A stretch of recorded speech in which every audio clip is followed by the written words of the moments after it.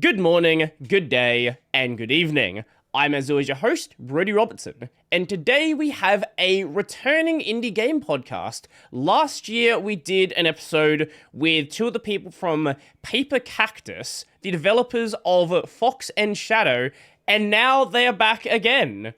So, for anyone who hadn't seen that prior episode, how about you introduce yourself, and then we'll go from there. Would you like to go Hey first, guys. Jacko?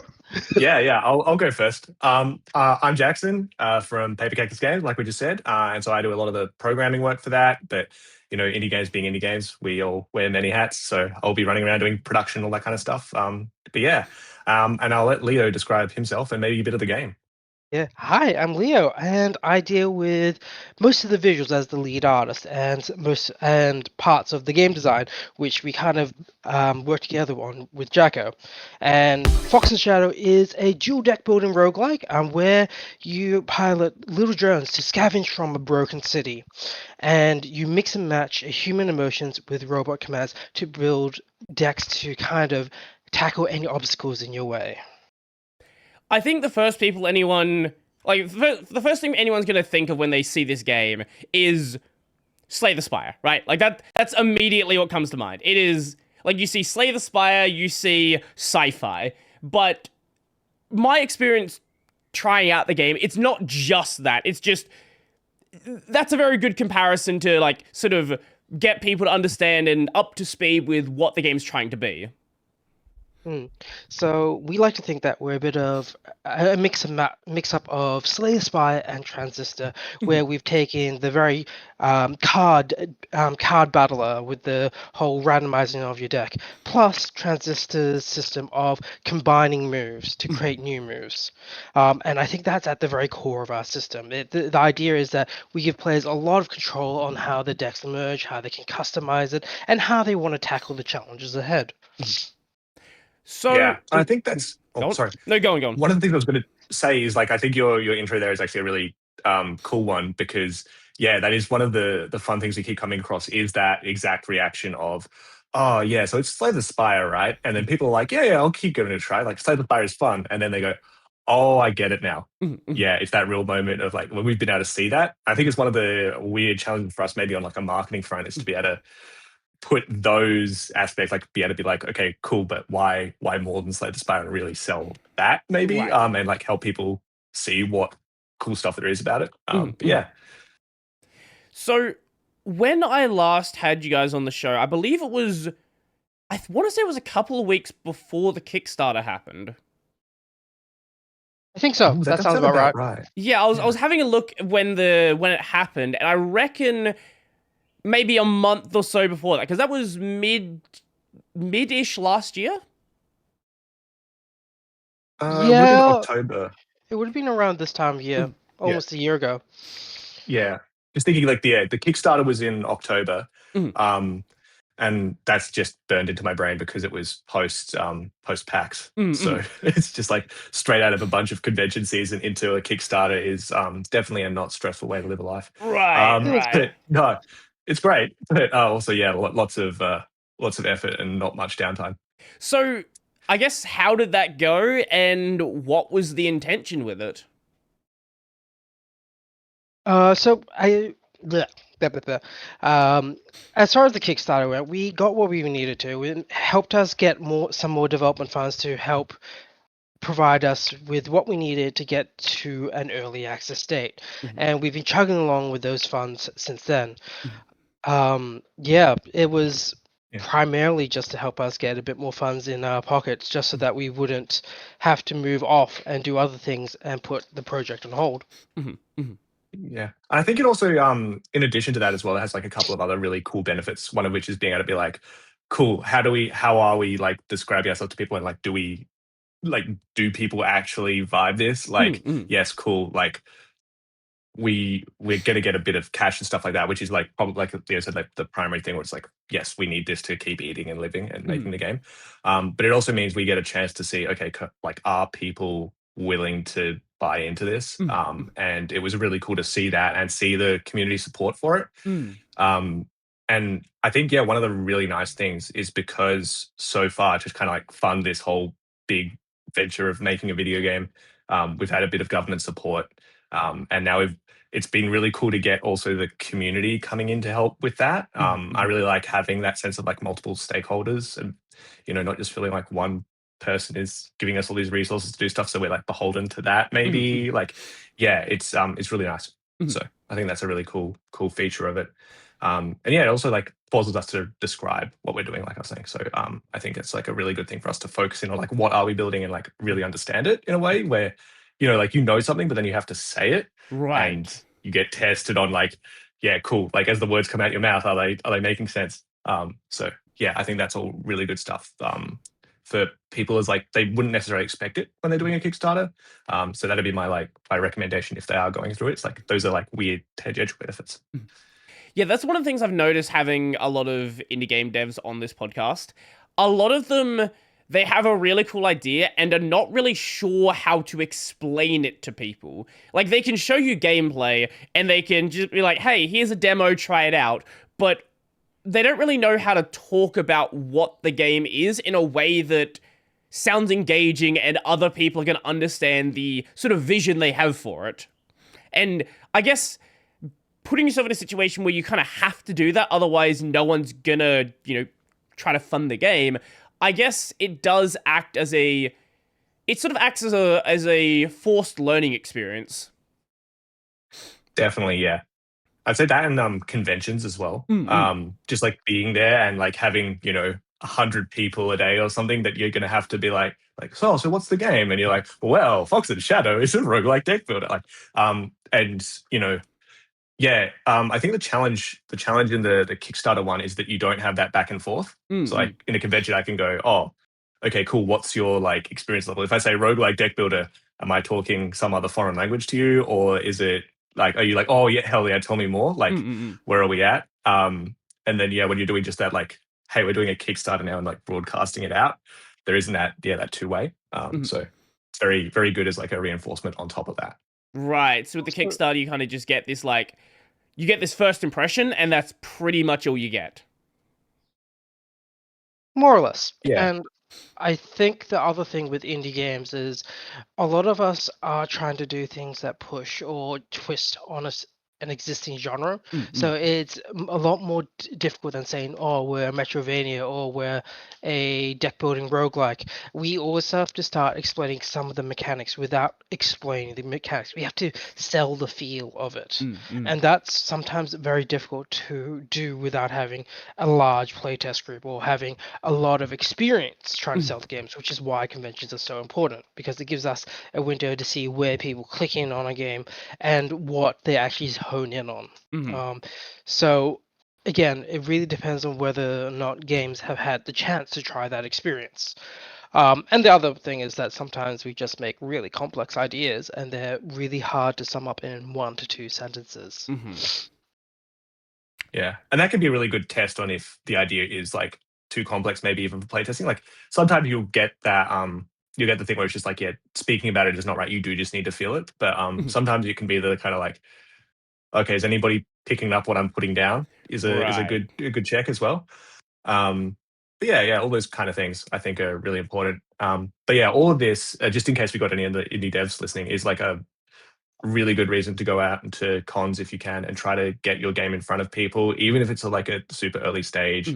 I don't know, like there'll be a bunch of other reasons and things people feel like maybe they shouldn't go out and do cons or something, but I'm like always there just being like, show the thing, do the thing, make it happen. Because I think it's just a good experience. If you're going to feel like you're going to have to do it later, do it earlier, find out all the hard bits, and then know what they are, so that when it matters more later, then you'll be in a better place to do it then. I don't know. Yeah. Also, like, people come back and actually see your game evolve after multiple events. And it's actually really nice to hear people say, oh, this game evolves every year. It's good to see that you guys are still working on it. It means that people have actually remembered your game is in their consciousness, and they're actually looking forward to it to some level. And that's kind of how a lot of exposure works. You keep hitting people until they realize, oh yeah, this is something I dig. This is something I want to be a part of. And I think also there's even if though it's going to be less people, I think there's still a lot of value in going to like smaller cons. I can imagine some devs, they want to work on the game and they're really dedicated to doing that, and they want to take their game to a PAX or some other big event at some point, but they don't really want to do the smaller events. And I would, maybe you have some opinions here, but I would say the small events help because it puts you in a mindset where you know how to talk to people who are playtesting your game before you take it to a large event where more people are going to see it. So you get that experience at a smaller scale, and then when you take it to that big event, you're able to sort of show off the game in a better way than you otherwise would have been able to. I'd say so. I think that the smaller cons are actually really good for meeting up with other devs. Mm. And what you get is a share of knowledge, tips, and techniques, as well as their own experiences, which means that you don't have to go directly through them. Mm-hmm. It really depends on what mindset you're going to the cons with. Mm-hmm. Are you going there to get wish lists, or are you going there to, I guess, learn about your game and how to sell it?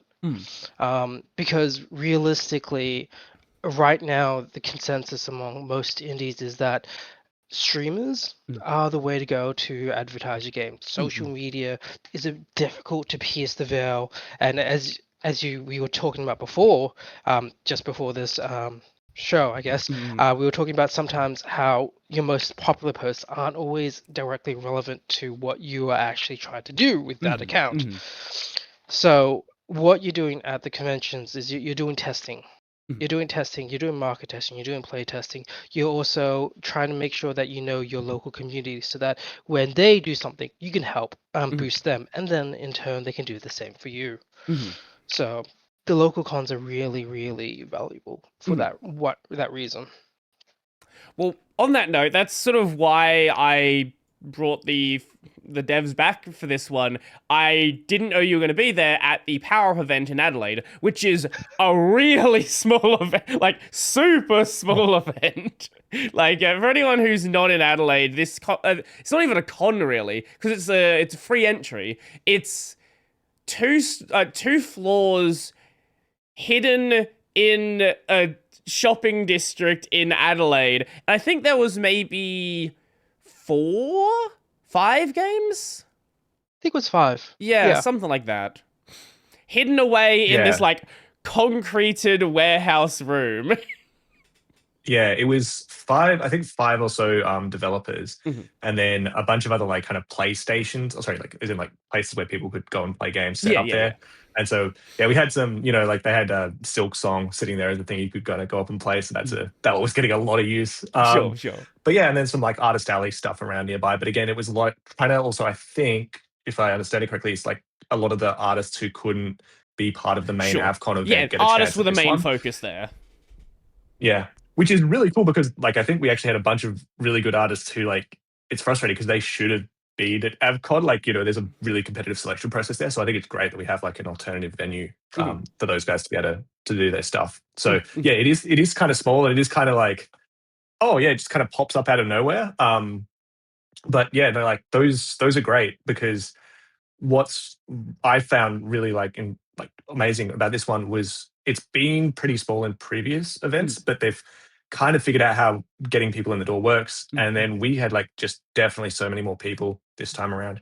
And yeah, I think that was like something that probably like the artists were knowing like from like doing business there and all those kind of things. It was it was really popping this year, which was cool. I look forward to like even more of it. So yeah, by doing those little cons, you can make them into bigger cons. And people who are going to go to those are likely going to show up, and it's going to get bigger, but also they're likely going to see you in other places, like at AvCon or wherever, Sage if you take it there, or any of these other places.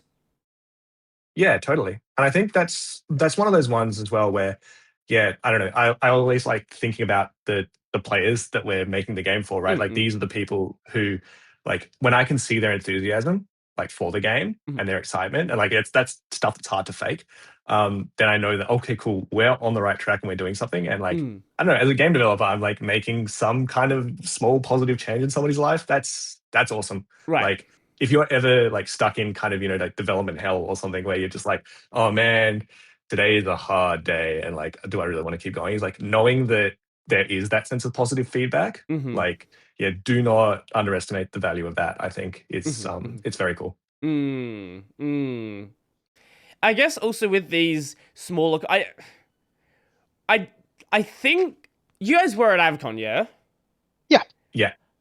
I feel like I maybe walked past where you guys were, but were you guys like squished between two other games? I feel like I might have seen the poster, but it was like there were two games next to you that had big crowds. If I remember, if I'm thinking correctly.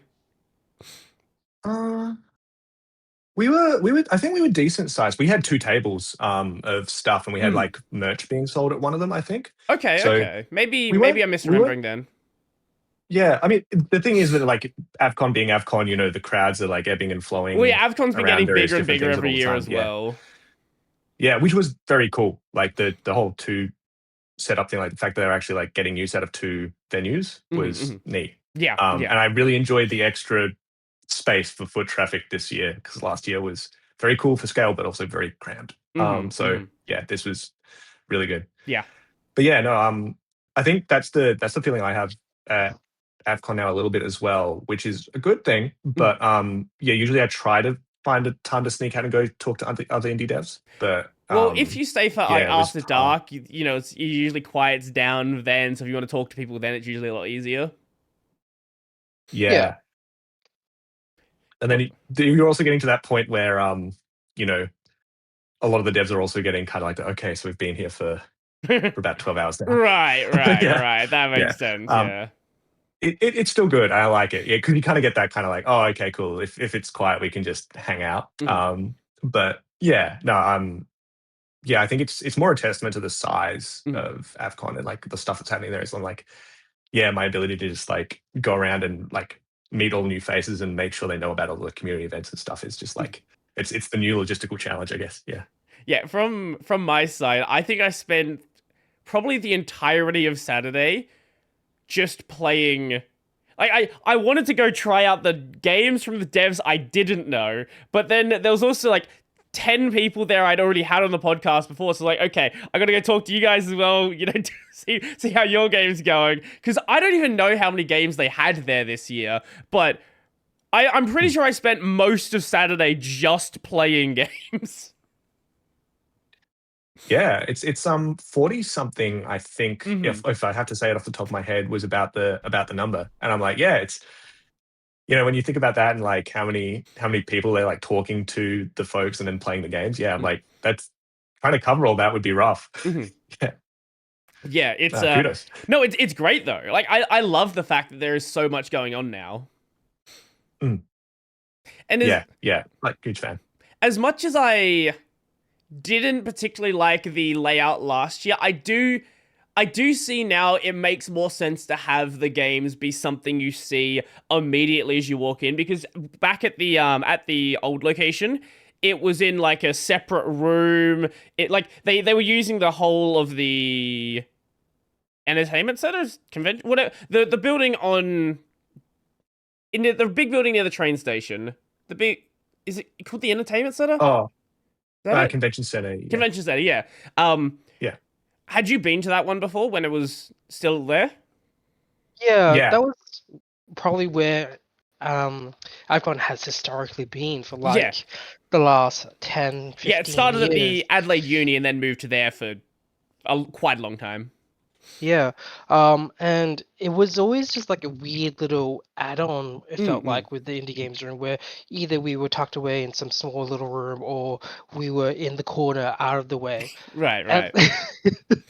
At least at the Wayville, is it the Wayville Showgrounds? Yeah, I forgot the name. Yeah. We had the indie booths placed alongside some of the bigger events, and it was a much more inviting area. It didn't feel as dark and dingy. Not to say that it, essentially there was just more lighting. There was a bit more open. It was a bit more inviting, and it does help the mood a lot. Well, it also helps that it's something you see as soon as you walk in, because at the old location, you had people would walk in, you would have the entirety of Artist Alley, and then the like all of the like corporate sellers like Crunchyroll, things like that. That would be in a big room, and then after that point is where the game stuff was. But it was like, as you're saying, the lights were kind of dim. You could, if you knew it was there, you knew it was there. But a lot of the foot traffic was sort of it was like focused towards the entrance of the building.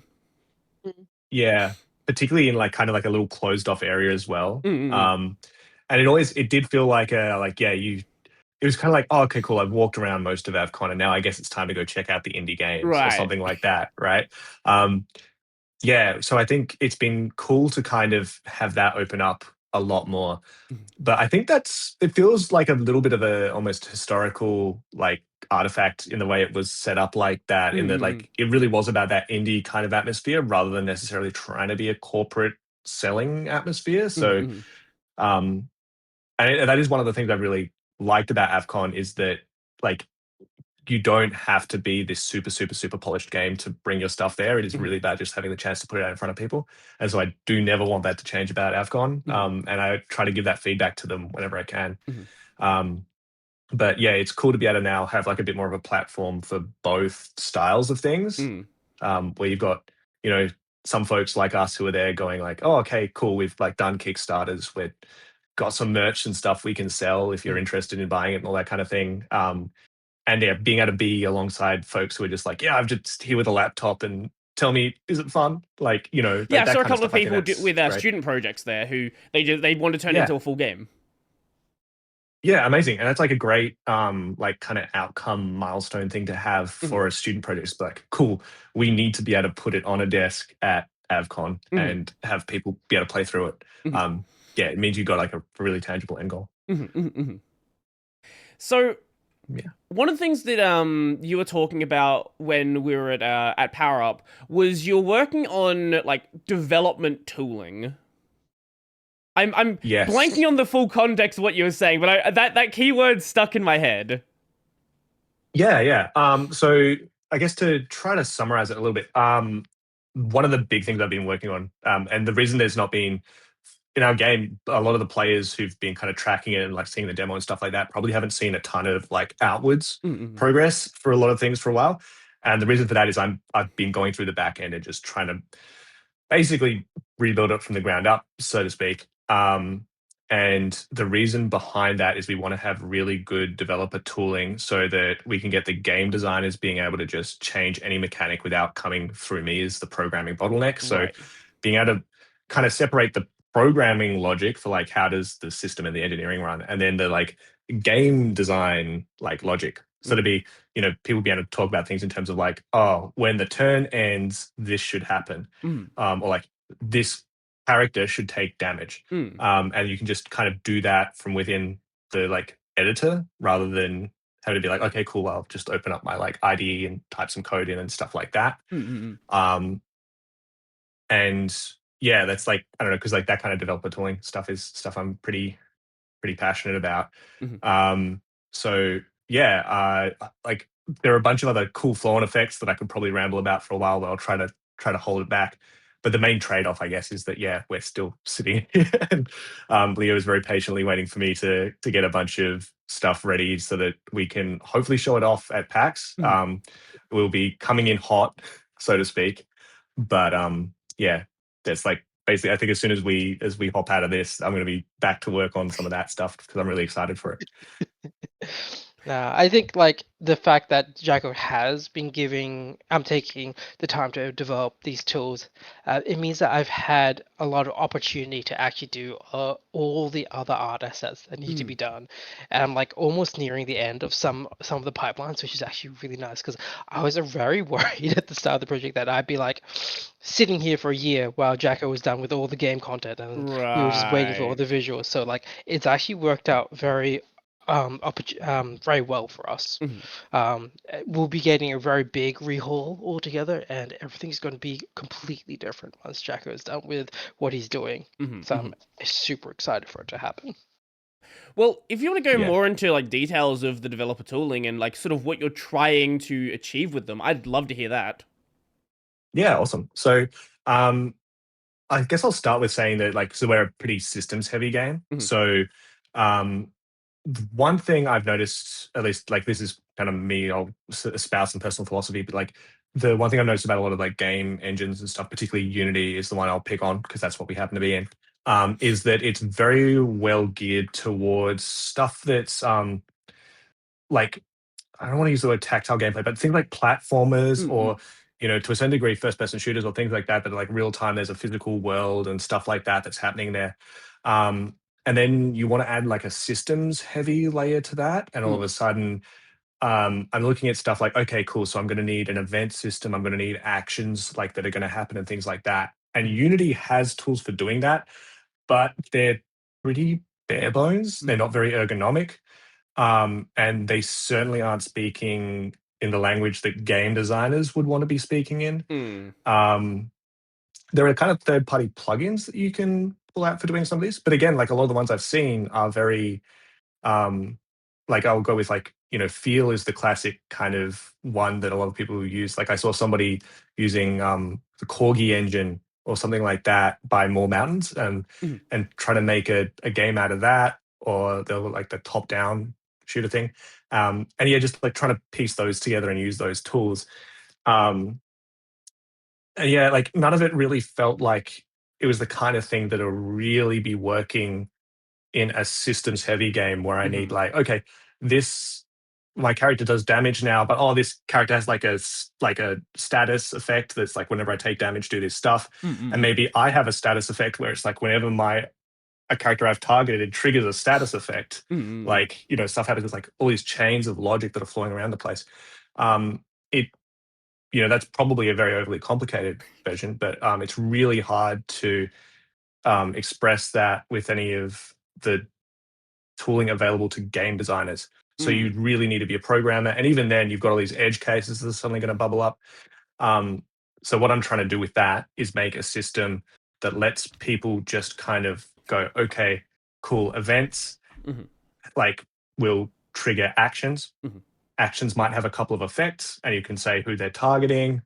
I won't do the full technical breakdown of the whole system, but you can see already like how with that kind of a framework, now you can start building your own like individual gameplay actions. Like if you have an effect that is a damage effect, Mm. and it targets something with health, then it's going to receive some damage, like those kind of things. And now I'm talking in a game designer's language, and they Mhm. can make tools with that. And the ultimate thing would be, like it doesn't just have that; it also has like stuff for a map with turns and tiles and tokens that move around. So you've kind of got all of your board game mechanics sitting Mm. in there as well. So if your like natural happy places like board game stuff, you could be like, oh, cool, I can just iterate with this. Um, and then also trying to make all this stuff happen so that there's like a graphical front end that's listening to all these changes Mhm. Mhm. and being able to replay at like a slower speed what's being acted out in this kind of logical backend simulation. The two things are like not running at the same time. We Mhm. want all of the backend stuff to just play and know what's happening. And then the front end can like take the time to explain to the human what's actually going on, Right. even though it's Right. happened in like 10 milliseconds in the backend. Um, yeah, there's a bunch of stuff like that. And I think the other one would be like having prediction. Mm. So, like preview of all the possible options. So let's say it's on your turn. One of the things we want to do is be like, oh, if you did attack this character, like Mm. how much health would they lose? Or which Mm. characters Mhm. are actually available for me to attack right now? And so the back end will do a lot of that preview work and kind of go, oh, okay, cool. This is what would happen if, this branching possibility. So you can see like that's a Mm. kind of a bit of a complex system. Um, we also don't want to simulate the entire possibility of everything because that's too much. We can't do that. And your poor laptop battery does not want us doing that. So Mhm. Mhm. we won't.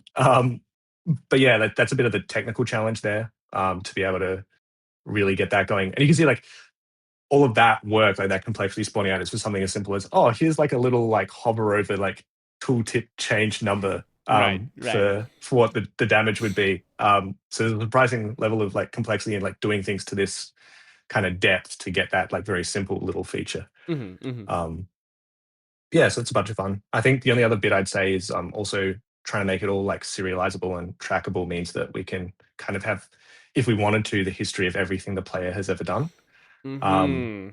which gives us a lot of fun stuff we could potentially do with narrative in the game if we want to be kind of seeing what the player has done previously and reacting to that. Right, so if they maybe defeated a boss with a certain type of damage, for example. Yeah.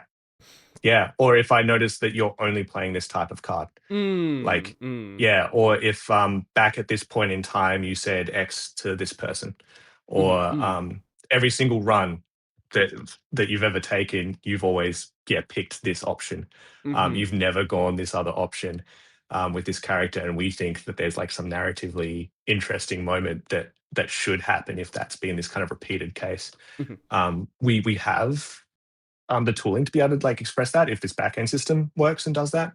So yeah, there's like just so much capability that would be built into it. It's the classic thing of like, oh man, like all the possibilities. And Right. It's like we build this tooling now. We can do anything we want with it. Like, where, how far do we take this?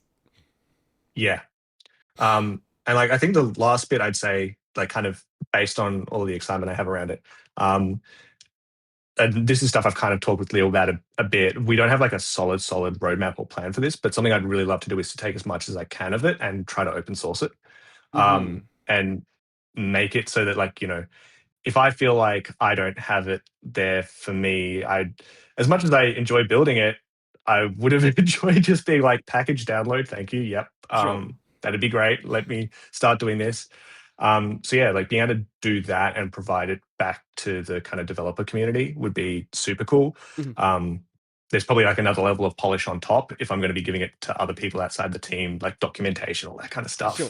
That's a bit more, but yeah, I'd really love to be able to kind of contribute back in that way. And yeah, then if people are like, oh, this part sucks and I wish it worked better, then they can tell me and I can fix it and it'll be better for us, hopefully. Yeah. That's awesome. That is definitely awesome. And developer tools are one, like, these engines are obviously very generic, right? Like, Unity is very, it might have a flavor towards 2D platforms, but it's intended to be a super generic tool, and the tooling it provides internally is going to be in a way that is applicable to most games. But that's an area I haven't really had many discussions about, with developers building their own additions on top to make their development process easier. But like, if you look at any of the games that people love throughout history, they've always had some sort of system that has made it, okay, unless you want to go super far back, system that's made it easy to build things on top. You know, you think of like all of the map editors for older games like Quake, for example, and things like that just make, especially with a smaller team, you don't want to be bottlenecked by the developer having to say, okay, I need to write all of the code for this. Even if you modularize it, there's always going to be things the developer is going to have to add, and being able to automate some of that systems and make it so the artists and the designers can actually do things themselves besides just doing the art or just doing design documents is obviously going to make the team flow in a much more functional way. Yeah, I mean, I'll throw to Leo on that one maybe because A, I've been talking for a while, but B, also because I think getting the perspective of how, like, as much as we could say, I could say, I think this is great. Right. I think there are a bunch of trade-offs, and I think getting that perspective from like the kind of other side of things is pretty cool. So I don't know. I guess on your end, Leo, how do you find using it, particularly while it's in development and not the final finished product? Honestly, the fact that I can interact with most of this without having to know a lick of code makes it really effective. It means that I can quickly iterate on whatever we're putting into the game, do balance passes, do changes, and add in new content as without having to ask Jacko to do it. And that means we get faster turnarounds. It means that Jacko can add in and work in some on our other features and make it so that a game really sings. Mhm. So essentially, rather than having all the workload in Jacko and me sitting and twiddling my thumbs after all the art and design is done, I get to actually now help out with the design. Mhm.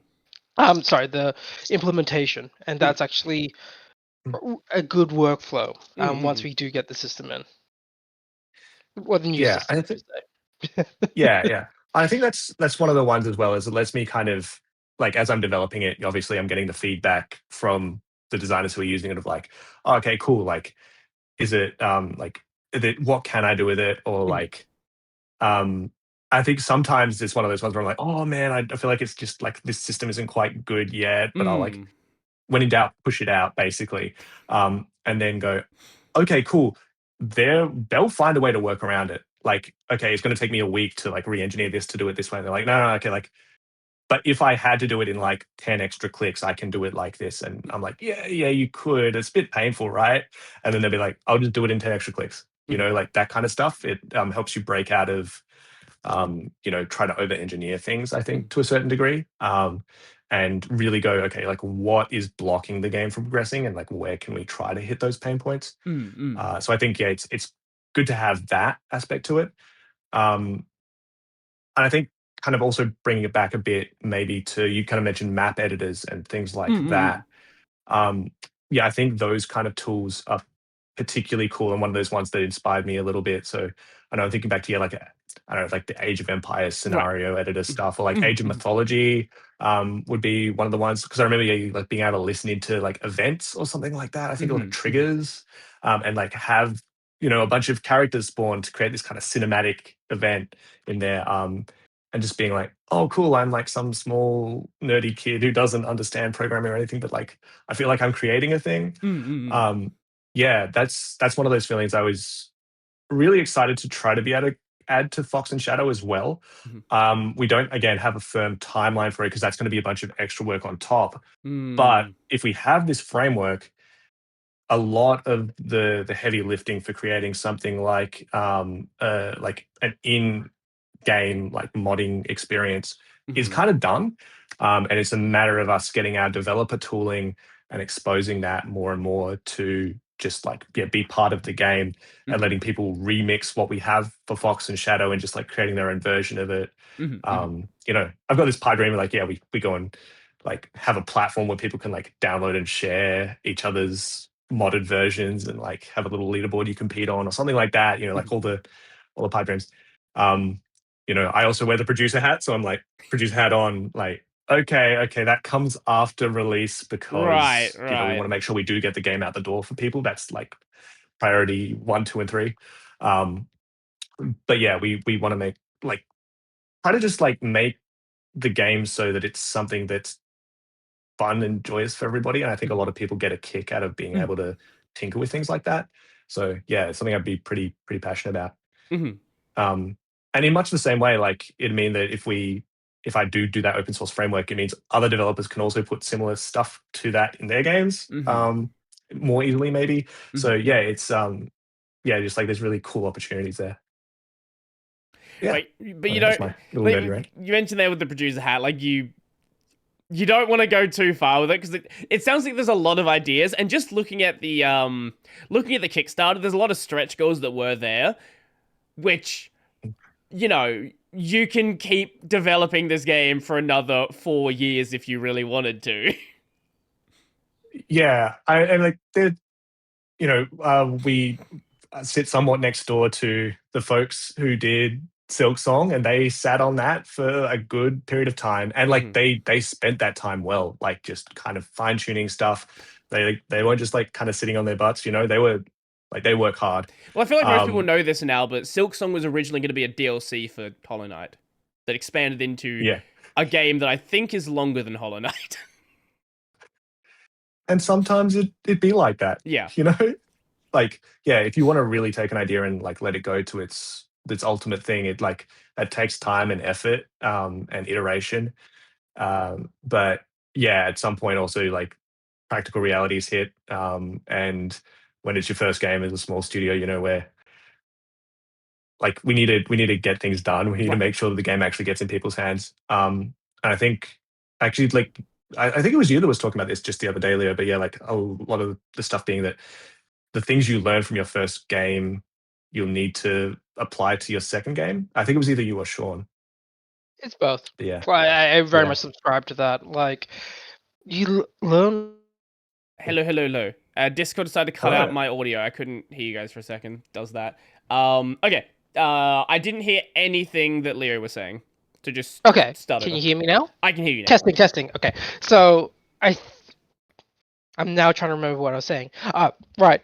I think a lot about learning is taking something to completion, about making sure that you know what you're doing, and the more you do something, the faster you get. It's the same with art, the same with writing, same with coding. The experience is what matters. So being able to finish Frox's Shadow means that we will be better equipped for future projects, and we'll be better equipped to see problems before they happen.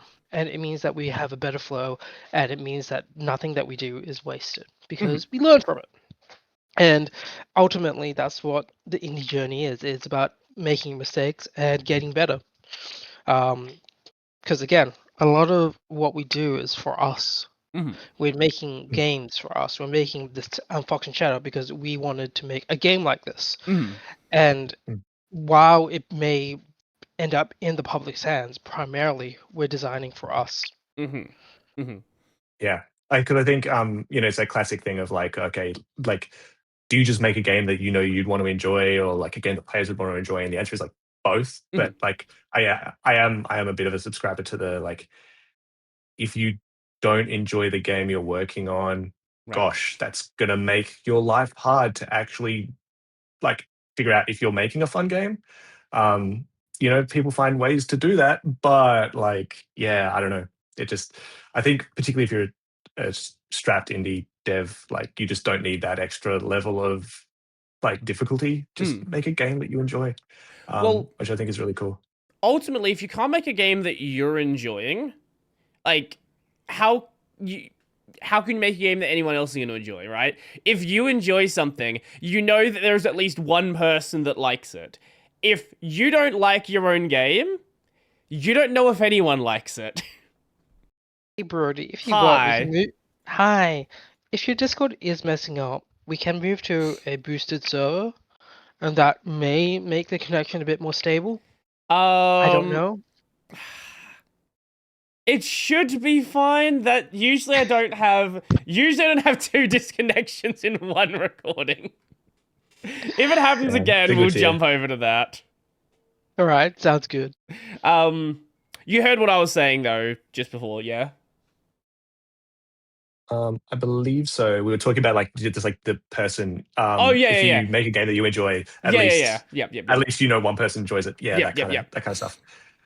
I'll like one of the things I'd say for that is like I think when I've seen people try to do not that, it involves like copious amounts of play testing, like A/B testing, all those kind of things. Where now you're kind of getting to that, more classic software engineering tech thing where you're like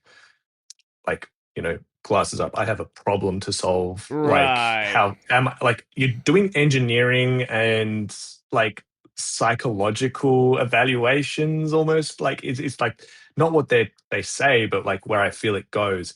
And I think it lends itself well to the classic like loot box money sucking kind of environment, which I think can be very financially lucrative because it does like there's no part where you have to be like, oh yeah, is this game fun anymore? You've got a metric, which is how much money am I getting out of this? Right. And how can I maximize that? And it really deviates from, is this an enjoyable experience?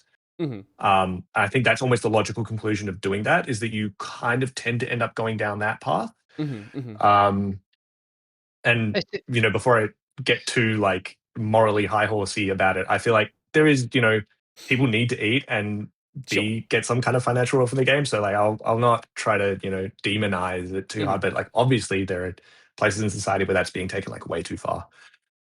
It's not to like throw any shade against like, the I don't know, the door modeler for some AAA game company, but like, if your entire position is modeling the doors for some, massive RPG, right? Like, your position is so diluted that you don't even know what the full game is. But like, people have to pay their bills. I think a lot of it comes down to, are you working for passion or are you working for money? Right. And if you're making an indie game, you could be trying to aim for money, but if you don't believe in the product and you don't find it fun, how can you assume that anyone else will? Right.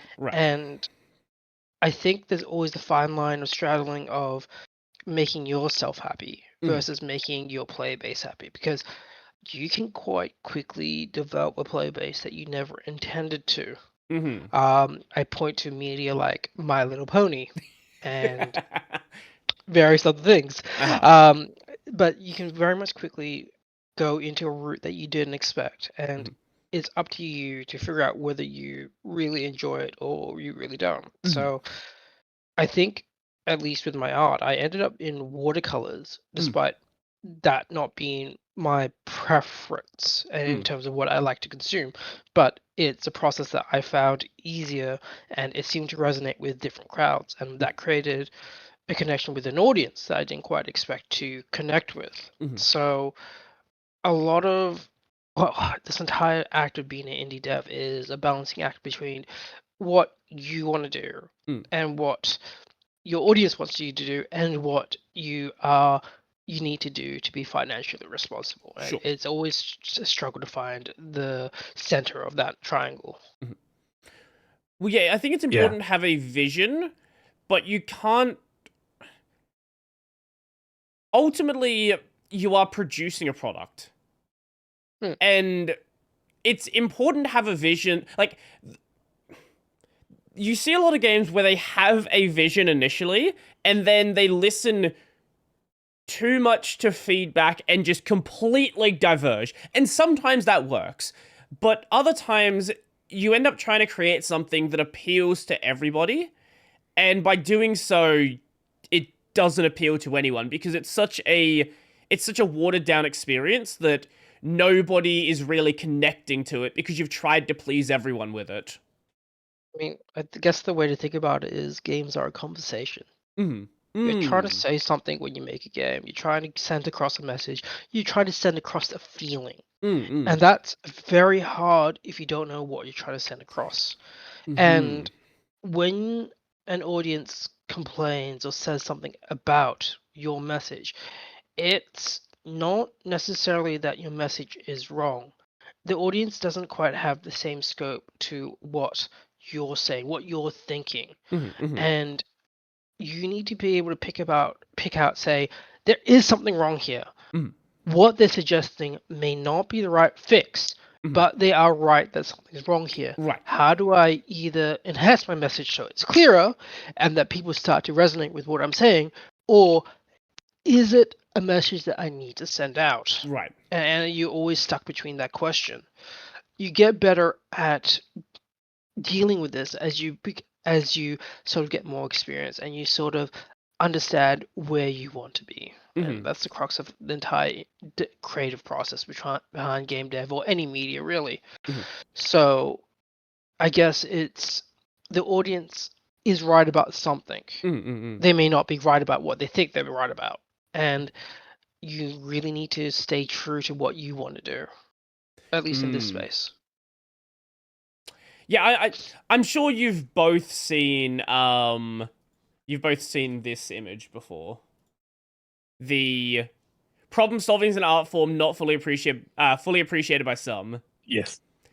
So for anyone who doesn't know about it, it's that picture of trying to explain what a swing is, and different stakeholders are going to have different ideas and different approaches on how you would solve it. And the user, they just wanted a simple tire swing, but the user's generally not able to explain. Players and users are able to explain a problem, but they aren't really great at explaining the solution to the problem. They can say a system is broken, but not necessarily how you're going to go about fixing it. Yeah. So like the classic one is a really good description of what you encountered and what you expected is amazing, because then, yeah, like the person on the other end can take that and go, okay, cool. Like at least this part is objective and we can work with that. But yeah, so much of everything we do is like, I don't know, yeah, fundamentally emotional, and not in the negative sense, but like irrational creatures of like, we're not like logical, like fundamentally human beings. We have feelings and we miss things or misread stuff and all that kind of stuff. So yeah, it's a very interesting challenge to like kind of, yeah, match expectations, I guess, for what people have. And sometimes you just can't. You'll get a negative Steam review because it's like, I really wish there was like a fishing game in this. Like, like it's a very arbitrary example, but I think people will get what I mean, right? Like it's like, yeah, you can't please everybody. And like, yeah, like you're saying, you probably shouldn't try to. You have to head out in a couple of minutes. So if there's anything you want to touch on before then, we can do that right now, and then we'll set everything back up for just me and Leo. No. Yeah, no, I think that's pretty. I think we covered like a lot of really cool stuff that I was. Yeah, I'm always excited to talk about the kind of framework for building the game and the game design thing. I think the one last thing I will say I think is really important on what we've been talking about is for people looking to get into games. I don't want to like send people away from those stable jobs in game dev, because the industry is hard enough as it is. So if you get that opportunity and you think it's a good opportunity, and it's something you are passionate about working in games, take it. Because yeah, the indie dev path it's rough. Like, yeah, if you're not there because you really, really want to be an indie dev, I'd struggle to recommend it. I think people should, but they have to be kind of crazy like us. It's not a nice, well-trodden path. The great reward comes with like taking huge risks along the way. And it'd be almost like irresponsible of me to say to people, hey, go take those risks. But that said, if people are interested in it, definitely feel free to drop me a line or like jump in Discords and ask questions. Or if you're around Adelaide, come meet us at Game Plus or anything like that. Like, I think as a community, like helping each other makes the whole thing so much easier. So yeah, definitely engage with that. And then hopefully, yeah, all the people at home who are playing games will just see even more cool indie games coming out. So that's the benefit to everybody, I guess. All right. Yeah. I guess if that's all, I'll set things back up for me and Leo. And yeah, it was a nice chatting again. Yeah, no, always happy to chat, and I'm glad we got to like have that kind of hour sit down or so. And yeah, always happy again. If you ever want to chat more, just let me know and I'll jump back on. Awesome. So Leo, you still good to continue for a bit longer? Absolutely, as long as you want me. Okay, awesome. I guess, yeah, let me just pause the recording. Okay. So we should be back now. Okay, the rest of the episode is just going to be the two of us.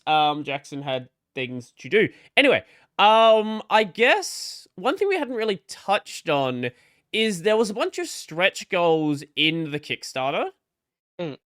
So you had some stretch goals for additional characters and additional drones, yes? Yes, that is correct. So I guess what do you want to know about them? I guess, well, what is going to be in the game with where the Kickstarter reached? And I guess, what do you plan to do with what wasn't met? Okay, good questions. So at least in our game, we're going to have, at the bare minimum, 2 drones and 2 humans. And that gives us a combination of 4 different decks. And without having that combination, we kind of don't have what our game was intended to do. So it was never going to be a question whether or not we were going to do that many, at least 2 humans and 2 drones. What we wanted to do was 3 drones and 3 humans. And realistically, a lot of the stretch goals involved getting funding to pay additional artists to do card art. And that was the main reason to get the Kickstarter going. It was to get additional funds so that we could actually afford to do additional content for the game. Now, that being said, what we're going to end up doing is probably releasing a game into an early access state with what we have, the 2 drones and 2 humans. Mhm. And if sales are willing, or if there's enough time, we'll get the funds, we'll then hire out the additional artists to do the work. Mhm. Mhm. Or I might simply just do the rest of the card art on my own. Mhm. Because what getting to the early access state does, it gives us more time to work. Right. It gives us time to accumulate the funds. It gives us better testing bed. It means that we can kind of evolve the game in early access and get more content out. Mhm. And the idea with early access is to have all of our features complete, Mhm. but to be able to slowly eke in and test out content and to add it in as a ongoing ebb and flow until we get to a full release stage. Mhm. Mhm. So the intention is eventually to do the 3 drones and 3 pilots. Mhm. Mhm. Um, yeah, that's it. Because what we're going to be doing is also, once we get to feature complete, we'll be reaching out to publishers in hopes of getting additional funding for what we need. Yeah. Okay. So there's quite a few different avenues on how we proceed, Mhm. but essentially we just need to get to an early access state, which I'm so excited to get there Mhm. because Mhm. we're on the cusp of Jacko breaking through on the entire system rework, which means the rest of the new content can now start.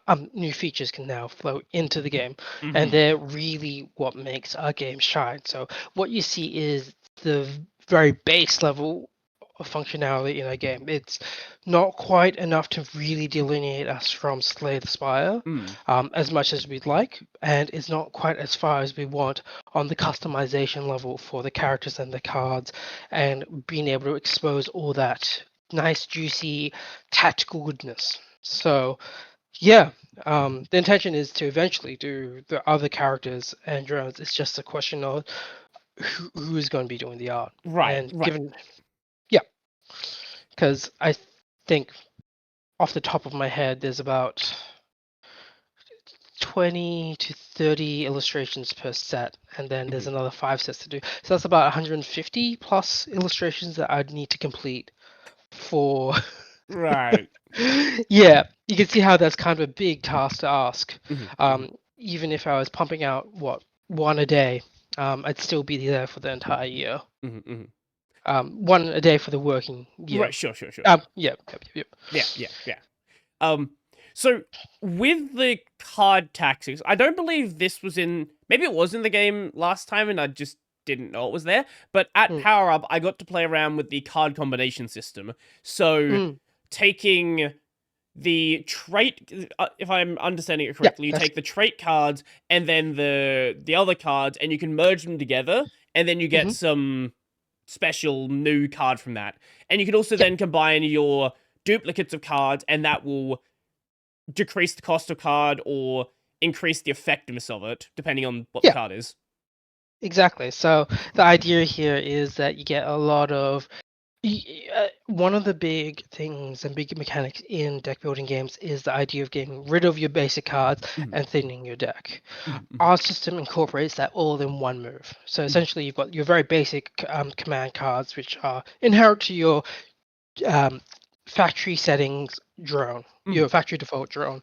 And what the humans do is they add in their emotions and they kind of change how the programs work mhm, and or how the maneuvers are pulled off. And essentially, we're getting rid of that basic card, making it more powerful. So mhm, you're already getting a lot faster progression of power mhm, in your deck.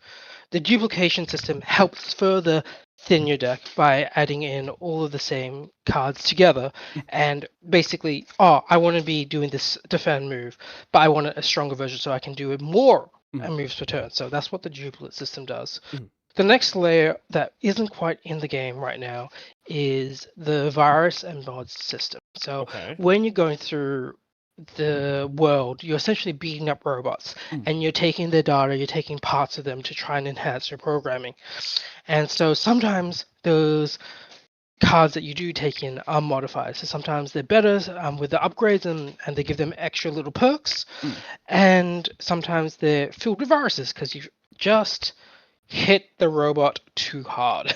and the entire systems have gone corrupt. But these add little variations into the moves that you've got on. So you're starting now really customize the cards to how you want to play and how you want your deck to evolve, and you get that really fine-tuned, I guess, deck that feels unique each run, because you're not just playing with the same old cards every run. You're playing with the cards with additional perks. It's very much similar to Wild Frost's charm system or Monster Train's gem slotting of their cards. And that's the next stage that I really want to get into a game. Is that different from the cards having the modifiers on them? Because that was something that was in the game of Power Up.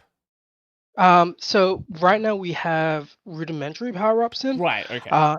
But they're pretty much only exclusively purchased. What we want to be able to do is add in a system which we're calling the overkill system, where the rewards you get from enemies change depending on how much damage you deal. Oh, okay. Yeah, so the idea here is that if you get a robot exactly to 0 HP, so you basically deactivated it, turned off the switch, you haven't actually damaged them beyond what you need to.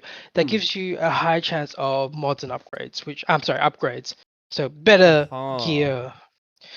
But if you go with overkill and deal excessive amounts of damage, and we're talking like dealing almost 150% of the target's HP, you're getting overkill. So you've kind of reduced it to base metals, and you're getting a lot more money, but you're also getting cards with viruses because the data that you're pulling out is corrupted. So this is the way that player gameplay really impacts what you get as loot. And that's something that we really wanted to be part of a game, that how the player runs through the game changes their experience. This is again shown in our narrative systems, where depending on what cards you have, so the emotions, the traits that you've taken, and the commands that you've added to your deck change the narrative choices you get in different encounters. So what we're trying to do is building in that whole holistic experience of how the player goes through the game really impacts what the game throws back at them. Sort of like Undertale, sort of like there's another game that's off the tip of my head and I can't remember right now, but we were very much inspired by that Undertale genocide pacifist run sort of aspect. So there's sort of you want to encourage the player to not just hit an enemy as hard as possible, but if they want to get better card rewards, to sort of think about how they're defeating an enemy and sort of juggle that idea in their head. Do I want to risk taking an extra turn of damage to maybe kill it at, perfect kill, or is it better to just get it done over with, get it like killed immediately, even though the card reward's going to be slightly worse there?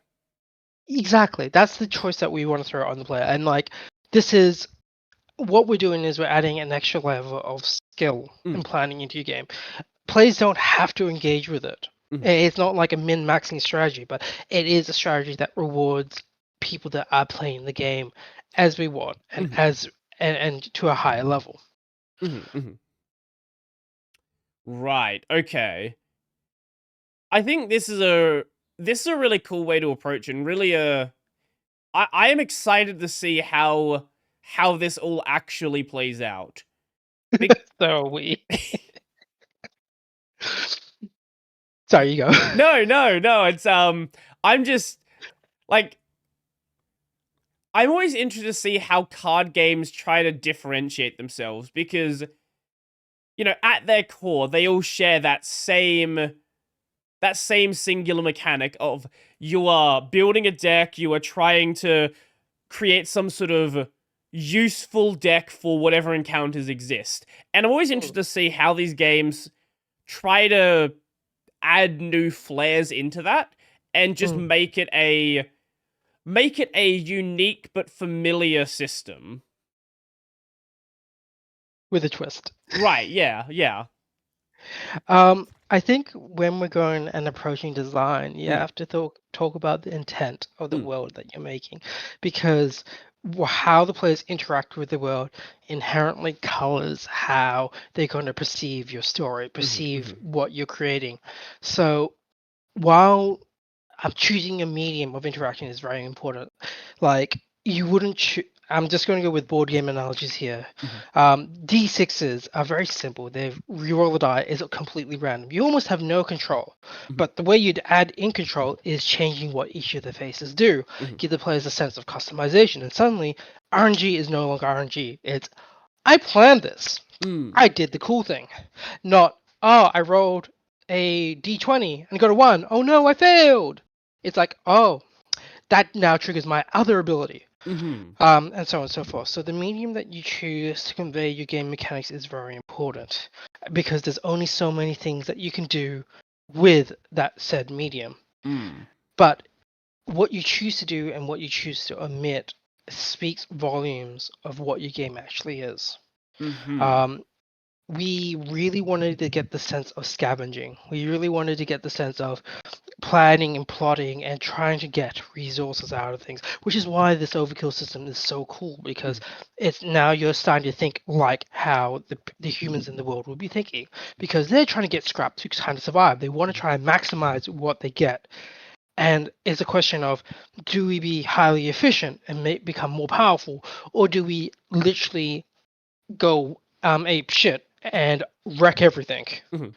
And there's like different fantasies that now players can actually play through, because I'm sure if you played any strategy games or even any fighting games, there is such a glory of completely curb stomping your foes. Sure. But the narrow victories are also just as thrilling. Because it's like, oh my god, I can't believe that worked. Oh my god, I pulled that off perfectly. And that's what we're really targeting, that kind of feel, that juice to gameplay. It's not just, I'm doing everything I need to survive. I'm scrambling for a win. It's, I'm doing this my way. I'm going to win my way. So you want the game mechanics to feel like it makes sense for the player in the world. They are doing things that they're able to experience the world in a way that they want to experience it. Yeah, essentially. And we're also training the player to accept our storyline. Because once they're in that mindset of thinking about approaching problems in specific ways, they start to lean into the narrative. And I think I think Elden Ring is one of those games where you get the power fantasy. You can level up to infinity. You can become whoever you want to be. And the game lets you do that. It's such an open world story. You've got powers that you can level up, abilities you can learn, and it's all how the player progresses. It really gives a sense of freedom. Whereas a game of chess has very rigid rules. You're limited in what you can do, but so is your opponent. So it makes it a very even battlefield where everything is reduced to the most optimal move. You're meant to think about how you can win with the least amount of losses. Well, actually, chess is more about how you want to win, but there's a lot of you could add in to that factor is like, oh, legacy chess. If you lose a piece, you go into the next round without having that piece. So then suddenly the game changes very drastically because it's no longer a symmetrical game, and you're adding in the idea of loss. And that's probably a way to consider wars. Like you aren't going to be completely refreshed after a fight. But that's the kind of feelings that we're targeting. That's the kind of things that we're thinking about when we're making mechanics, or we should be making mechanics. Because nothing, I feel really turned off when, say, in a FPS shooter, I've been running through the entire town, gunning, shooting, and taking down all my enemies and absorbing bullets. And suddenly, in a cutscene, I get shot and I'm on the floor. I'm like, right. Or like my favorite one is I'm playing like an RPG, MMO, something like that, and I'm playing a healer, and then someone just dies in front of me. It's like exactly. It I was just doesn't make sense. spamming revive like 5 minutes ago. What is happening? Essentially, and what they've done is there's a disconnect between the game mechanics and what is possible versus the world. And if the healer could heal but not revive, that would feel so much more poignant. It's like, oh no, this is how it feels. I wasn't able to heal him in time because of XYZ, and now they can't revive. And it's a very fine line to balance between in-world realism versus fun. Because can you imagine an MMO where you can revive someone? Sure.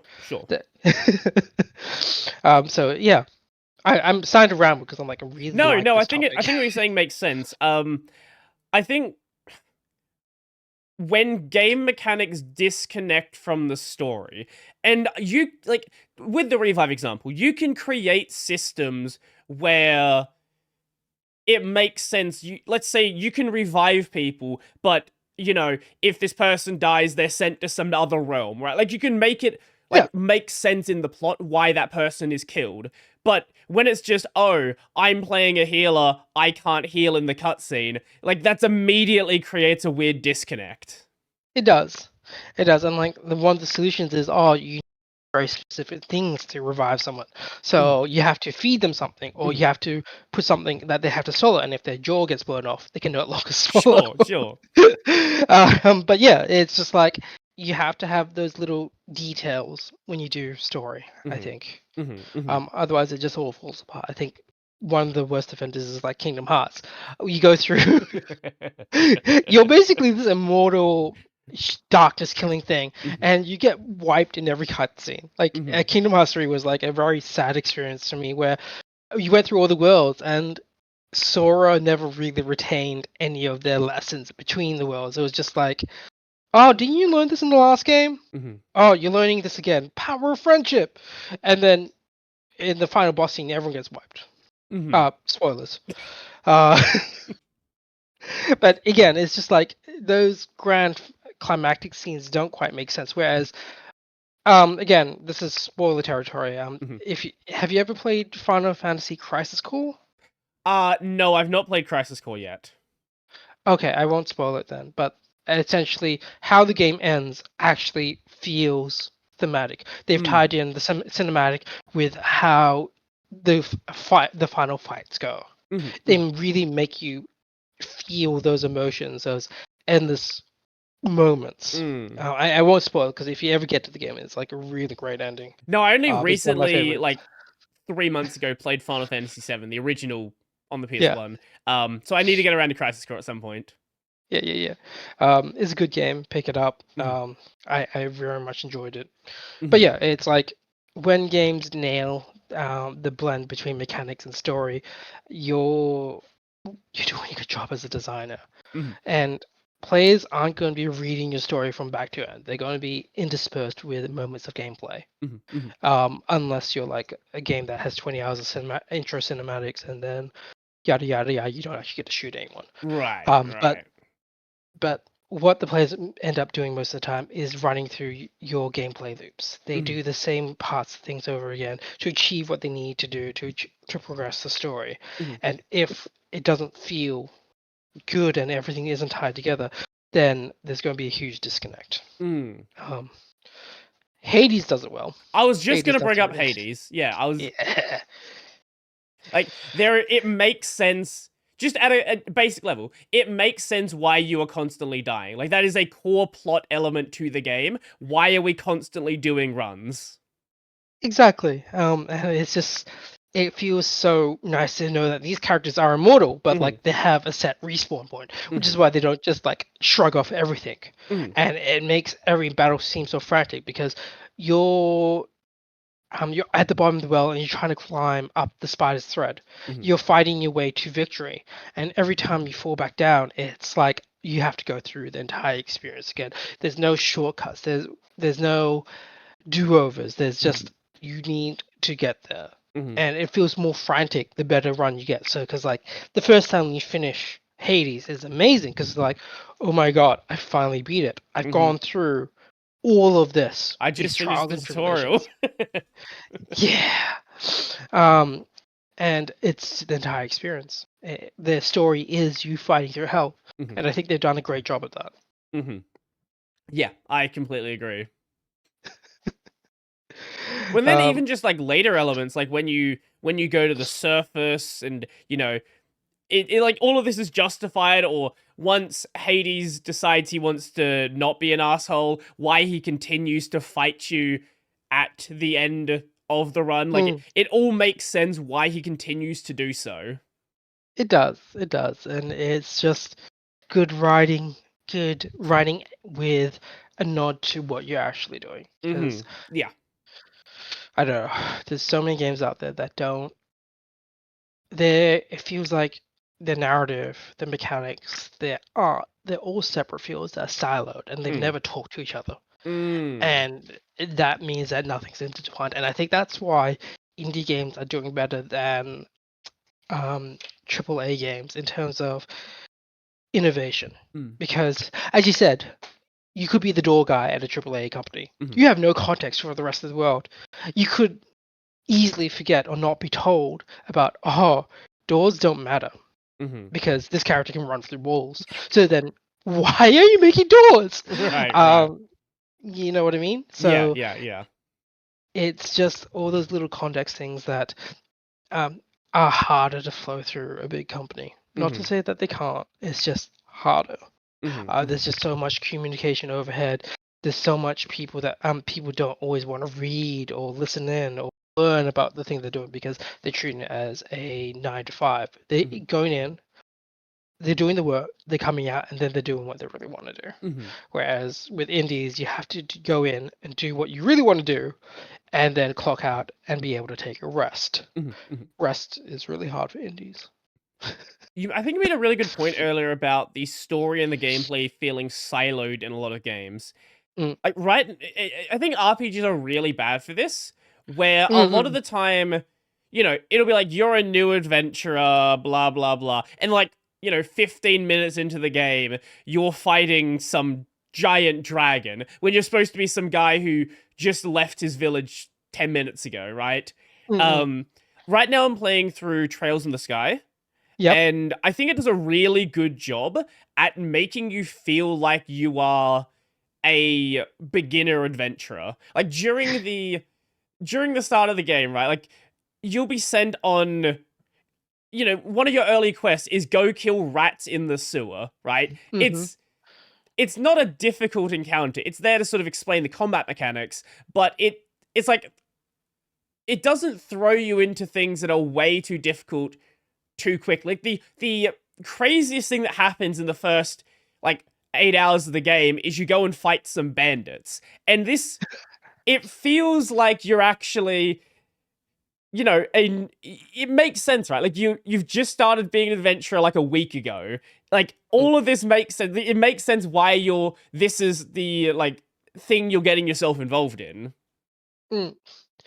I think that sounds like it's a very character-driven story, opposed to yes. an event-driven story. Because stuff like Final Fantasy is driven by the events, the worlds, the things that throw and upend your world, that you're left dealing with things that you're not expecting to. Whereas a character-based story is all about the people that you're playing. It's a lot more grounded usually. And it's all about their experiences, and they are the story. And I think that's where when you're going in as a consumer, you need to know what kind of story you're going for. Again, I'm always going to jump back to movie and cartoon references, but Bill, in the scheme of things, Steven Universe in the early days was a very character-driven story. While there were big plot events going, all of the personal moments were what mattered. The events helped just introduce new characters and new threats for people to deal with. They gave new context to people's struggles, but the people who were at the heart of it is why there was so much of Steven's downtime and not with him going through and battling all the diamonds or whatever. And I think that's just people's taste in what they want to experience has changed. It's why tabletop RPGs are taking such a prevalence, because people want that connection. They want the stories. They want people to care about, and they don't just want a cookie cutter action flick with the same spy with a different face. They don't want the same story reskinned. They want to connect with people. But yeah. I think every a good way to put it, I think everyone thinks they're Hideo Kojima and thinks they can tell some giant overarching story across 7 games, but you're probably not Hideo Kojima. Yeah, Like, probably not how to do it. Yeah. yeah, like you can do it, and you can do it really well, but you have to really, really understand media. Mm. You can't plan everything out at the same way because the context of the world shifts Mhm. every couple years. I remember back in 2010 when mobile phones and iPhone, sorry, not back in 2010, when mobile phones came in, the world changed. Mm-mm.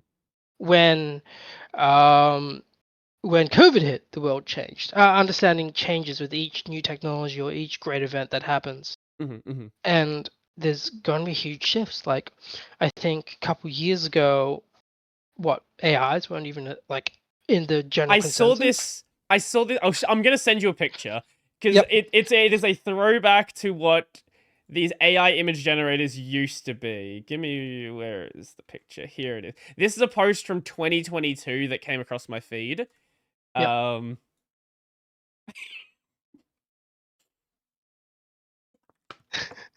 for anyone just listening, this is a picture. I think. I don't know. I don't remember which tool this would have been at the time, but it's 2022 generating a picture of a capybara riding a skateboard, and it looks horrendous. The skateboard is like Hilarious. clipping into the capybara's head sometimes. It's not even standing on it half the time. And the image is incredibly low res. It doesn't look good. But Funny. like no one at Yeah. the time realized how much this would change everything. Okay, people did realize, but there's a lot of people who didn't think it would happen this quickly. Mm. I think so. Like, you always will be surprised at how quickly change sneaks up with us. Mm. I mean, I think about how long it takes you to learn something. Think about how long it took you to learn how to tie your shoelaces. Mhm. Mhm. Now, Right. Yeah. consider that you'd have to do tons of other things Mhm. in that process, whereas AI gets to do the same thing over and over again until, yes, that's correct. Mhm. And there's just so many people inputting into it to test it. Mhm. And Mhm. that's probably why it's exploded at such rate, is why technology grows at faster and faster paces.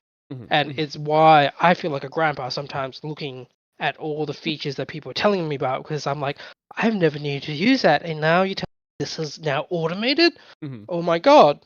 Mhm. Where has the world gone? Mhm. And it's just hard. Like, Mhm. I don't think us as human beings are capable of keeping up with tech Mhm.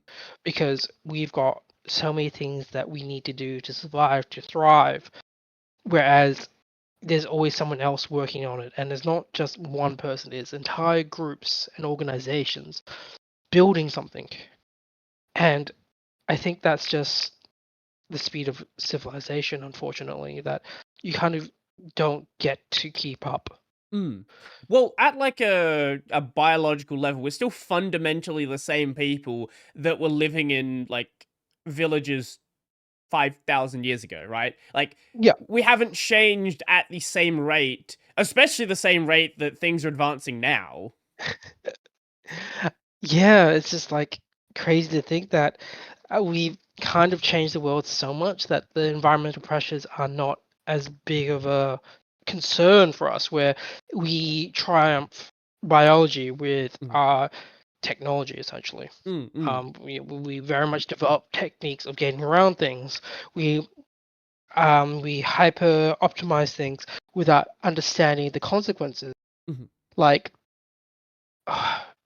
this technology can advance, but like social reforms take years and years and years. mhm, Laws and legislations just can't keep up because no, even if people see that there's a problem, you need to prove that there's a problem, and that mm, the proof comes that's where the problem lies. So if technology advances too fast, you'll never see the problems coming. mhm, mhm, I mean, yeah, again, mobile phones, internet, it changed how everyone interacted. mhm. Yeah, Tinder changed how dating works. yeah, yeah. Drastically so. I don't know if you ever looked at the I don't know if you ever looked at the charts of how many people meet online, like compared to like meeting through other means, and about 2007, it just goes woo, skyrockets to the moon. it just means that we don't really connect with our local community anymore. Mhm. It's harder to see your neighbors because we're talking to someone across the world who has the exact same things that we like. Mhm. Mhm. Does the exact same things that we enjoy, the things that we want to be. And we fixate and we find community online, which Mm. is now not bound by space. And that can leave people feeling very isolated because there's bits of information missing Mm. Mm. when you don't see people. Like right now, there's probably context cues that you're missing when I'm gesturing with my Mhm. hands, but my webcam isn't here because I'm at the office and I don't have a webcam there. But there's just so much you miss from the physical presence, Mm. and it changes how people react. It changes how people learn. It changes how people see the world. I think some people are starting to notice this. Uh, in the past maybe 2 or so years, definitely post COVID, I have seen so many board game stores open up. Like I've been seeing so many other stores shutting down, and Yep. board game stores are everywhere now. I used to like go into the city to find stuff. No, I could just like there's at least 3 places in a relatively short distance from me now. I think some people are starting to realize that there is value in connecting in person. I think And so. even though Yeah. most people are still doing stuff online, I think there is a growing group of people that want to do more with other people around them. I think so. Um, just like weird other flow-on effects, but Mm, board games are also harder to produce now, mm, or at mm, least get shipped and manufactured because the manufacturing costs have gone straight up mm, thanks to COVID, mm, and same with the shipping cost. But that's like a completely different tangent. I think people it's why D&D got so popular during mm, COVID. It's like, oh, I can talk to people and actually interact with them in a meaningful way, mm, and not just chill and talk about the weather. mm, I've got something new and exciting to talk about, and board games provide a shared meaning, a shared experience. mm, mm, I mm, imagine that if consoles actually lent into the couch co-op and play aspect, people would also be going for those games more. But a lot of our tech has moved away from that concept. mm, Like everyone's got their personal devices. You got your little Switch lights. You got your Steam decks. You've got games that require you to buy multiple copies of the game to play together, like Splatoon. And it's just like, where's the good old GoldenEye, mm, where I would spend hours of my afternoon playing the same old map over and over again, trying to snipe my friend from mm, the bottom of the hill and mm, have them mm, at the top of the hill. It's like, ah, where's that happening now? You know? mm. Well, this is what I really like about games like It Takes Two, because they have the Mm, friend pass, so only one of you need to buy the game. mm, That's great, because, if you want to play a co-op game with someone and it's some AAA game, if you're in Australia, that's probably going to be $110 at, like, full price. yeah, yeah, and then you have to buy multiple copies. Mm-hmm, mm-hmm, Yeah, I know. It's just like a weird world we live in, and I think the movement to get more physical interaction is better. mm-hmm, Like it will, people are now getting over the technology mm. and trying to get back to where we were before. Right, it's But less exciting because it's not as new. It's sort of yeah, something that everyone's kind of used to it now. Like, you mm, know, I remember I remember when the early iPhones were coming out. And, yeah, a new iPhone, wow, look, amazing, it has some crazy new feature. And now I could it, if you show me the past 5 iPhones, I could not tell you which one's which. I think that's honestly better. It means that people don't feel pressured to be Mhm. like, oh yeah, that's a new iPhone. But Mhm. that's not what the companies want. And Mhm. Mhm. like the changes are so minimal. It's Mhm. like, oh, I've got a better lens. Oh, I've got a better battery. But realistically, you don't need to change unless your phone's breaking, which is why in my personal opinion, they're not built to last. Mhm. Because I know that I've got my old Nokia from back in the 2000s, or whenever I got it, Mhm. it still works, Mhm. Mhm. and I could use it. I could, but like it doesn't have all the bells and whistles. Right. But yeah, Uh Actually, I don't think you could use it anymore because the 3G network was shut down. Unless it, I Oh, doubt it's just like phone lines?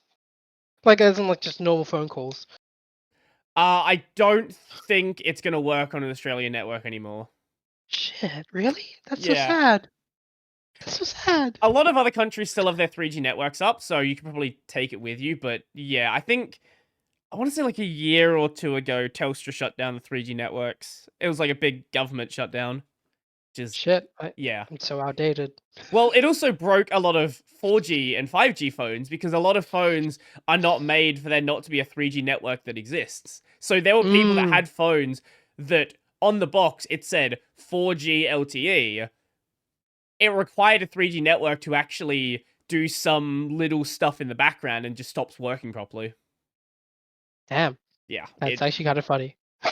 Yeah, well, it also created a problem for emergency services because they didn't announce anything. So like you didn't even know what happened. So there are people that they Don't have had access. phones and don't know that they can't use emergency services anymore. Shit. That's not good. Yeah. That's really not good. No, no, it's That's not. kind of bad. Like the UK handles it much better. If you're in the UK, I believe they just send you. They will like ping your phone, be like, "Hey, this phone's not going to work on our networks." That's a reasonable way to handle it. Then you know. Yeah, no, it's better than what's his face, that politician that sends out mass political marketing through our emergency systems. You know who I'm talking about. Yeah. Yeah. So we kind of Oh, like God. diverged from the game for a while. That's all right. No, it's definitely fine. I like going down the random tangents. One thing I talked to Jackson about at Power Up was sort of the idea of game balance, and I sort of ran into a problem very quickly. I went to a boss tile, like 3 tiles in, and immediately got nuked. Yep. I guess what do you have to say on like in regards to sort of balancing a game where your progression system is kind of tied to RNG? I think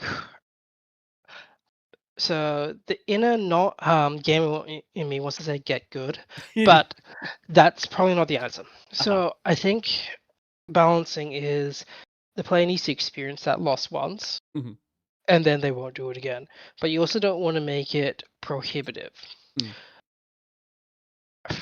This is like a hard topic to broach in terms of balance, because I can talk about specifics, but I also want to talk about generalizations in the genre and in games in general.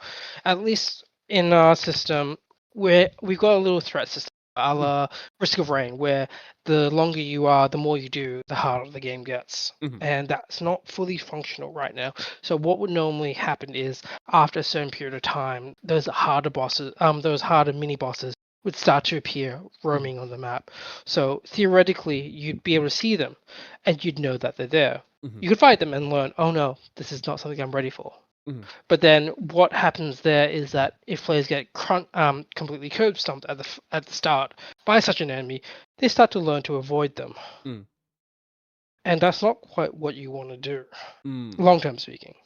So in most games, you gate it between X amount of fights to make it feel like it's an channel. You don't let the player decide. And what our solution is, since we have a free roam map, what we're intending to do is to have the little elite start to chase you down if you've been in the map too long. So you can avoid them at the start, and we won't have them so close at the beginning. But as you progress, more of them spawn, more of them they start taking out the objectives that you want, and it gives you a time pressure to actually do things fast. Not too fast, but like fast enough. And balance can really only be through a lot of playtesting. Right. Because you can theory craft all you want, but until you know what the general level your audience is sitting at, you can't figure out where the correct balance is. And in this genre, we tracked both people that are very good at the game and very high level, and they're like saying, "Oh, 3,000? That's perfectly easy. I can do it." But then you have people that are new to the genre is like, "I don't know what I'm doing," and then that's too hard. So it's usually a question of finding the middle ground, but also getting the harder challenges through ascension levels or like glory runs, essentially. Well, I think it's also important to make sure that the player is informed of what their actions are going to do and what the enemy actions did. Yeah. It gives you context. It gives you an idea of how to react to it. And hack and slash games, it was like, the the wind up. You get to see the enemy, they'd flash, they'd pause for a second, and they give you an opportunity to dodge or get out of the way. In strategy games, at least as a new trend for the last, I don't know, 8, 9 years, you get to see what the enemy intends to do, the intent system. And that's how a lot of games make you feel like it's not complete RNG. You get to plan around whether you need to block or an attack. And then it's more of a question, have you built up enough to actually deal with such a foe? But you still get the opportunity to plan, and the RNG is more about your options in that turn. So that's, I guess, the shift from traditional turn-based RPG. Where you have all the set, but you don't know what your enemy's going to do. So you have to kind of predict and plan around it. So I think the reason why deck building games are so fun is because you've got RNG, but you've got control of the RNG. It's not just willy-nilly. And I'm getting away with the topic of balance, but balance comes through a lot of testing and figuring things out. Yeah. I don't know how a good way to answer it, because a lot of it comes from intuition. A lot of it comes from just observation and data. Yeah.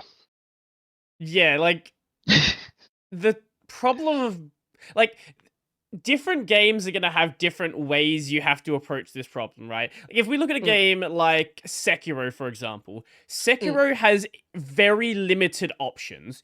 You have your katana, you have a thrown weapon, and you have maybe, I think it's like 6 or 9 abilities. This is a lot easier to balance than you look at a game like, say, Dark Souls, where it's still, the boss is going to do very procedural things. The player only has so many actions, but you have a lot more tools at your disposal. There's a lot more weapons, there's a lot more spells, a lot more abilities you can generally use. And then, like, but the player's still in complete control, right? In a game like Dark Souls, you can choose to use whatever weapons are available to you at that point in time. Then you look at a game like Hades, for example, or a game like Slay the Spire or Fox and Shadow, where... Actually, I'll separate that a little bit. I think Hades, you can have a bad run in Hades where you get, like, terrible upgrades, but a sufficiently skilled player can beat the game with no abilities whatsoever. Like, people have done that before. Yeah. Then you look at a game like Slay the Spire, like Fox and Shadow, and basically any sort of deck builder, or any sort of game where the player power is fully tied to progression, where there's still a skill, obviously a skill aspect there to what card you upgrade, what card you select, how you build your deck. But you can have a truly terrible run in a deck builder where, I don't know, you get no damaging cards, and you're just constantly sitting there trying to defend and chip away at the enemy's health. So, in terms of games where there's an action economy, what you're looking to balance is it what the enemy does, is it possible to escape that turn with 0 damage? And I think that's the way to balance it, is that I'm tying how much the enemy does versus how much I expect the player to be able to block on a single turn. And sometimes it's like, this turn you should be completely blocking, in which case I rate up how much energy I've got. So in our game, we've got 4 energy, and technically you can get all your defense cards down to 1, 1 energy cost. And so essentially each energy is worth about 5 blocks. So if I want a player to block it for an entire turn, a heavy hit is about 20 damage. So that's where you also want to give players opportunities to damage, so that you're not just turtling, that you're not just having to chip things away, and then you'd be adding in extra moves that the enemy does that gives players a chance to attack. It's very much similar to how you do a hack and slash, where the player has both wind up time and recovery time to be able to have windows to do damage without taking damage. And the idea of every game is that you should be able to have a perfect run. This should be not a game where you can not get you can't finish it without losing a single point of HP. And I think that's a test that you have to run, and a test that you have to figure out, because if you can't do that, you've made your game too hard. If you as a developer cannot get a perfect run in a game, you've made the game too hard, and you represent maybe a high level in that field, because there's going to be people that are way better at you better than you at in this any specific genre.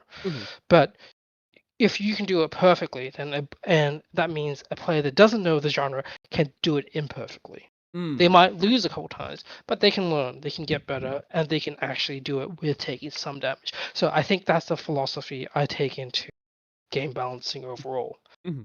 Hopefully I'm not rambling too much. But no, that's totally fine. Yeah. At the same time, it shouldn't be too easy for a player to get a perfect run. Like, this shouldn't be something... I think, think of a game like Balatro, for example. Yep. Balatro, you can have a run where you just clear every point target by, like, 10x.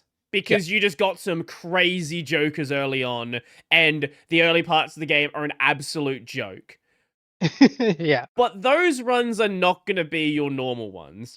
Most of your runs, you're going to be, early levels, you're going to be doing fine, and somewhere towards the midpoint, that's when you got to start really thinking about these point targets. And I think for a game like that, that really works. And they've done quite a good job at ensuring that the player can get some level of power fantasy, but it doesn't feel like you're just, running through the game without thinking about anything. That's why we have mobile games, Joel. No shade to mobile games. Idle games are a perfectly valid way of playing games. It's just there's not challenge there. Sure. Again, I think the audience of Balatro wants to be challenged. And they want a chance to build up to their combos, to the favorite thing they want to do in the game.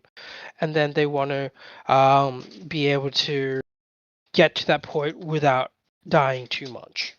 So what you usually end up doing in a lot of strategy games or turn-based games is that the first 3 levels are free, more or less. So you got the first few fights that are very easy to do. It helps get you started on a build or a pathway to success. And then from there on in, it gets a lot harder. And I think that's how you end up balancing strategy games. You're balancing action economy, you're balancing what it takes for people to upgrade their skills, and you're only ramping up the difficulty once players have had a chance to actually get situated into that run.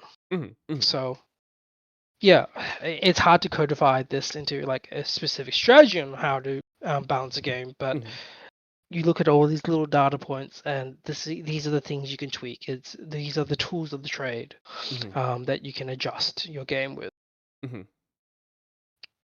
Yeah, and well, also with the wanting to add more characters, more drones, and obviously with that more cards, then that creates a whole nother vector of player power. Another way that they can approach problems where you need to, especially if you have, we hadn't really talked about how these other characters were supposed to work. So how do they differ from what exists in the game with the one character so far? Because they're obviously going to have to approach problems differently, so balance is going to have to be done in a different way. So I guess what we end up doing when we do make new characters is we have a design pillar about what the experience is supposed to be. A lot of the swarm robot is about building up numbers to crush foes. It's all about applying enough poison or melt to take them down. It's about building up your swarm to build up your defenses so that you don't have to spend energy doing defenses. And it's a very safe, turtley build. The hotshot is all about dealing status effects, and it's all about playing around with amplifying your own damage while reducing the enemy's ability to hurt you, and playing around that concept. And they're meant to be very fast paced. They're meant to be hitting hard every turn. They're not. They're meant to be hitting fast, but not especially. Whereas the next human character is called Keeper, and he's very much this plant-loving guy, a big, gentle giant sort of character. And the idea behind him is that he's very patient. He has a lot of defensive moves, but a lot of his moves also build up power. So you're both shoring up your defenses, but you're preparing for that one big hit. And his mechanic plays not only over one fight, but cards that build power between fights. And we're giving them like growth mechanics as part of his base set. Aside from that, like his passive ability is supposed to let you hold cards. So you get to hold on to a card that you've drawn. And so over turns, you can sort of wait to use this move. So you can sort of retain it, and so you can unleash it at the perfect moment. So he's very much about patience and timing. And the final human that we haven't mentioned, all the art for, is called Fluid. And the idea is that they build their cards on the fly. They're all about very quickly changing between moves. So right now in our game, you make your cards outside of battle. But this character has the ability to make cards in the battle themselves. So they're very much shifting the deck. This is also a little original one who plays to make all the cards fight. But that was scrapped because it was too hard to teach. But by the time you get to this character, you sort of built up the experience to actually play this game. So this is supposed to be like the more advanced character. Yeah, exactly. And essentially, this is how we flavor characters slightly differently. So one is very much a debuffer and hit fast, but not, and kind of you're willing to take damage to deal damage. Whereas Keeper is very much, I'm going to turtle and I'm going to lay everything out perfectly, but I have to get to that stage where I can hit someone, because all of his moves are very expensive. And Fluid is very much as, I'm going to do what the cards let me do, and I'm going to try and make that fit my situation. It's very much tactile planning, and also it gives you a lot more choices. And yeah, it means that it's an advanced character because new players might feel analysis paralysis, where they've got too many options and they can't play any of them because they don't know what to do. Our robots go in a very different kind of fashion. We treated our robots as classes rather than play styles. So like the little swarms, the little spider robots, they're basically rogue classes. Hit hard, shore up defenses, and then melt people. Whereas the Observer, our second robot, is all about repeating the same action. So you get to play a card, and then you get to keep a copy of that card to play it again. It's about hitting and then storing energy. It's all about planning. So they very much synergize well with Keeper to be the perfect turtle.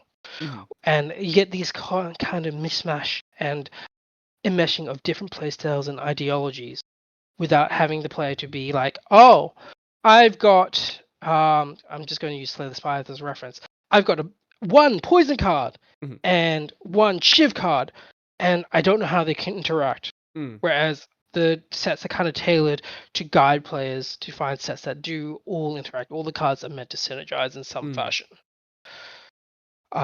And now I'm just kind of talking. The last character, the last robot, was supposed to be like a summoner class, where you take trophies from your enemies and you build different tools or support items out of your foes. And they're very much, you want to be fighting multiple enemies at once to make the most of them.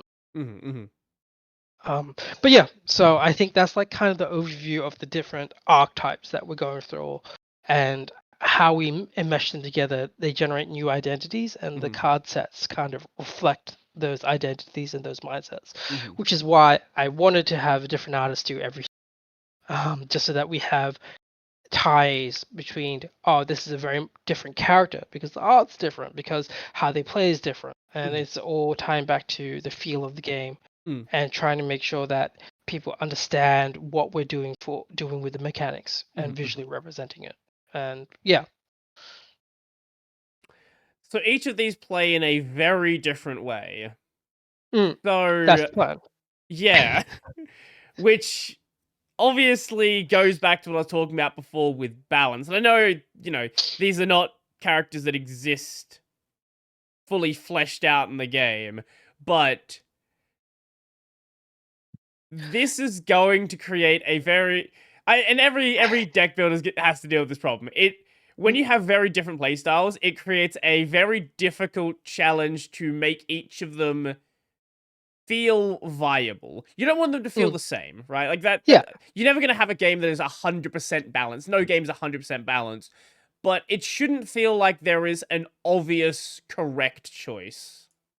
So when I was talking about action economy, Mm. um, now this applies over to the course of a fight. Mhm. So Hotshot might be dealing consistent damage, Mm. but they still might end up taking the same amount of turns as Keeper. Mm. But what the nature of the turns changes the feel of the character.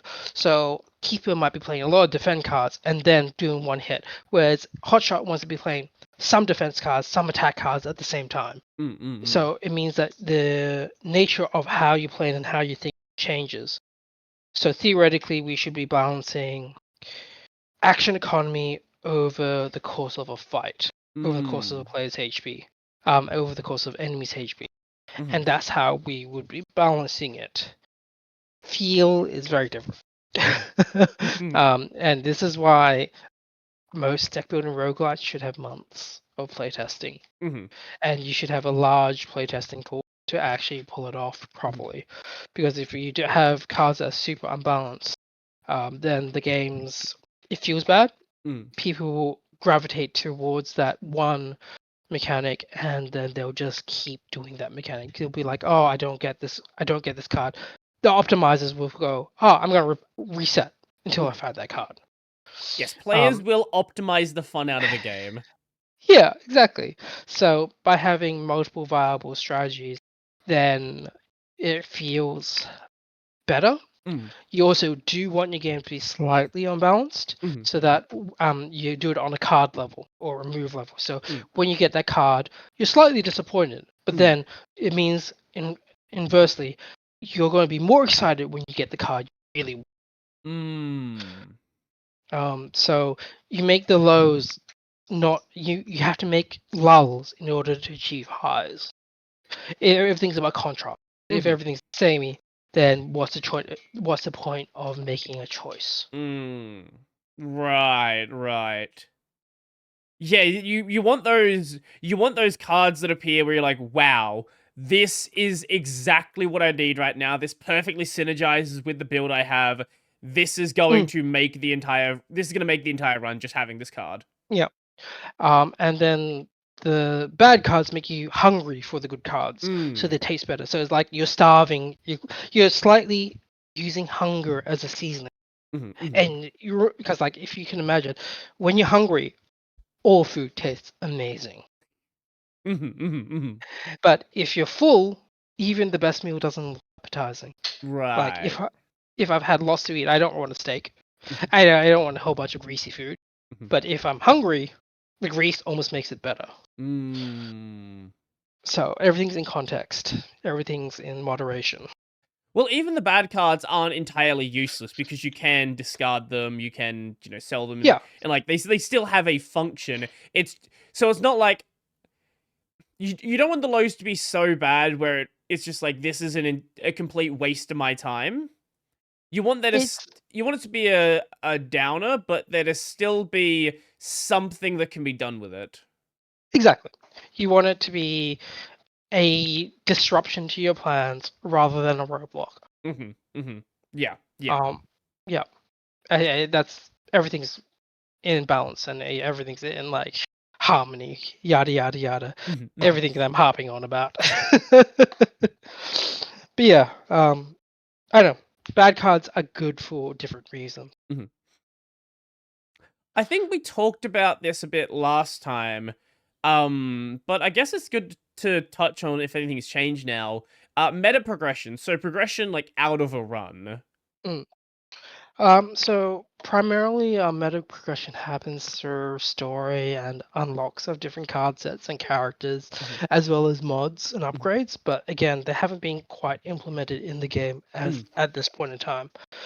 What we want to be able to do is have players have a for trying to get as much money as they can on the run, mm, and we want them to be able to bring that back so that they can then purchase upgrades to make their experience better. mm, So what we're doing is we're creating a positive. Oh, you've got a high score. Oh, that means you can now do more things. mhm, But we also want to make sure that the game is possible on the very base run where you don't have mm, all these things. Because what we want people to do is to start out super exciting where everything feels new and mhm, wowed by all the possibilities, and we want to eke out those points of discovery mm, without making it feel like I have to optimize my run, mhm, mhm, because I can't win without these things. They make it mm, easier, but we want it possible to do it without. And we also want to make sure that once they've unlocked everything, they're already hooked on the game and the gameplay loops. They don't care about unlocking. mhm, mhm. Um, I don't know. I don't have any examples of games that I've really enjoyed the process where I've unlocked everything and then I just stopped playing the game because it means that the gameplay loop wasn't the draw, but Mm, the thrill of unlocking was. mhm, mhm, I know. It's hard to describe the feeling. I really enjoyed Balatro, but mm, as soon as I managed to unlock all the Jokers and played a couple rounds after that, I was hooked because I wanted to make certain builds run. I'm an optimizer game player. right, right, right. And that's what kept me going with that game. And as soon as I stopped having goals or things I could unlock, the game lost a little bit of its charm for me. But it was Mm. still an enjoyable experience while it lasted. I think Hades is another good example of that. Mm, What really drove me to continue playing through Hades was story events. mm, And once yes, there is the heat system, and yes, I know there are people that run just stupid heat levels where it's like you have the timer for how long each zone's allowed to take and everything's harder, and for some people that's enough to keep them going, but for me, I want it to feel like things are changing in the world. I want it to feel like I'm actually progressing towards something happening outside the run. mm. And this, like, even though it's like little drips of story here and there, I think Hades did a good job at encouraging the player to continue going, even after they've completed like most of the main story elements. I think this comes down to different player Mm, motivations, and depending on the system that there's a couple different options, but mm, mm. there's like achievement hunters, there's story hunters, there's thrill seeking. Hang on, let me pull this up. Okay.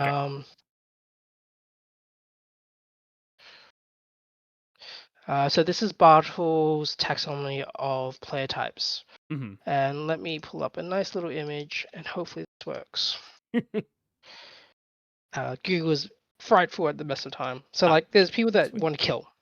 There's like people that want to get achievements, people that play to socialize, and people that go to explore.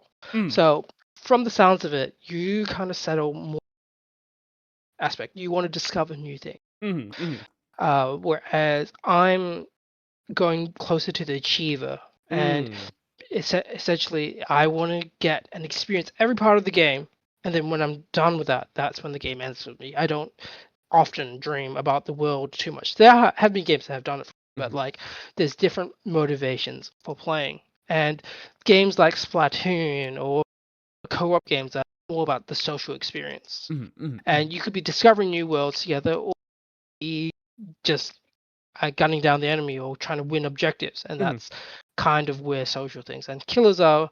It's the MOBA games. It's the ones that have leaderboards, the ones that have you players. Right, you're playing like So a Battlefield or something like that. yeah, exactly. So when you design a game, you have to consider what kind of players you want to draw, Mm. and that changes how you design the game. So Fox and Shadow, we wanted to aim for both exploring Mm. and achieving. We didn't really want to. The social aspect is nice, but it's not our primary focus, and neither is killing. Though we do have scoreboards if players do wish to use it. Mm. So like we're trying to have a little bit for everything, but we lean heavily towards the discovery aspect. And that's what we want. So that's why we've got all the combinations. This is why you discover combos, we discover cards and mods and unlock everything because we want that sense of achievement and discovery. Yeah. Right.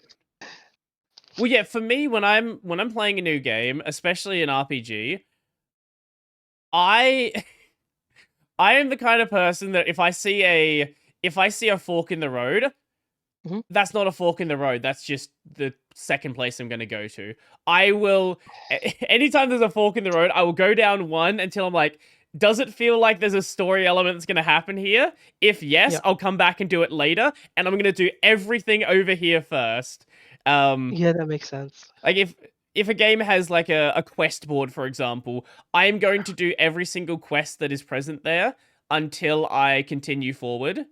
Like I want to make sure I'm not missing any part of the world, and it's not about achievements, right? Like I don't care. I'm not the kind of person who's gonna sit there and like grind out max level or something like that. But if there's more, if there's more of the world to see, I'm gonna do that before I do anything else. It's like when the story event cuts you off from the Mm. exploring area. Oh, I've That's when reloaded you- saves before and like redone like an hour of gameplay because I missed out on some stuff I could have done because of a story element. Dude, I used to be the same kind of player. I very much used to be. I used to basically want 100% everything, just to see the entire world, enjoy it to its deepest depths. But I don't know if it's just like I'm getting older or my response changed. But I don't think I can subscribe to the 100%ing anymore. Yeah, And I sort no. of understand where people stand with, oh, I'm just going to do and play through the story for my optimal experience. And it's just like one of the things that what kind of player you are changes. And also sometimes make it a very weird and toxic loop where when you try to 100% things, there's just so many things that when you get to the end of the game, you're just overpowered, and the entire story feels like a chore. Like all the moments in between. So you don't quite get the intended experience. And that just shouts out to the designers didn't kind of gate your experiences. They didn't prevent you from overleveling. They didn't make sure that you had the optimal experience. They gave you too many avenues, and the avenues that ruin your experience. Yeah, I think have you played Expedition 33? No, I have not. I really want to. Okay. Without spoiling anything, when you get to the final act, you can you can either choose to go deal with the final boss, or they made the choice to have all of the like super bosses and all of the like they didn't have an end game, so all of that stuff is available before you beat the final boss. Yeah. So Okay. I went and did it, and I intentionally had to slow down how I was damaging the final boss to make sure I didn't skip any dialogue, because otherwise I could one-shot the final boss. That's such an interesting problem to have. Yeah, it's But so a lot of games run into this. It was like a perfect example of what you were talking about there, where you just let the player get way too overpowered. Diablo 4 is a good example of this, where you could technically grind to level 60 or whatever it is, and you would just be one-shotting the entire story. Like, it just means that in those kinds of games, the end game is the game, and the story is the tutorial. Yeah. Yeah. I don't know. It's like it's an interesting dichotomy because it means that they kind of know And I think that's the important thing when you do design a game, that you know what kind of experience you're making. Yeah, Because Path of you're not Exile is going the to make exact same way, where like the tutorial is the first 10 acts, then the game Mhm. starts when you start doing endgame content, when you start doing maps Mm. and all of this stuff. Like anything before that point, people don't even pay attention to it. It like every time a new season starts, it's always it's a question of how quickly can I get the story out of the way. Dude, I feel the same way about Diablo, but it's just like it's also why, even though they've got fantastic cinematics, the story's like threadbare. Mm-hmm. Like I don't give a shit because there's no investment. Right, There's no right. challenges in the main story. Everything's already been geared towards the end game, so Mm-hmm. I don't care about the early game. Mm-hmm. Mm-hmm. And Yeah. it's not the point of the game. Yeah, exactly, yeah. But I think the games that focus heavily on end game focus also on addictive loops Mm. of loot and rewards and Yeah. seeing numbers go brrr. Yeah, And yeah. in a sense, they're easier to make. Mm-hmm. They're easier to make that kind of experience. Whereas a good story is harder. It's harder to playtest. It's even harder to do revisions to the story once it's out, because you can't tell how audience to a given story until they've seen the entire thing. But that's also asking playtesters 10, 20 hours. Yeah. Or like, you can't get them to replay it either. So they can't do comparison of notes. And then experiences are subjective based on what people have seen.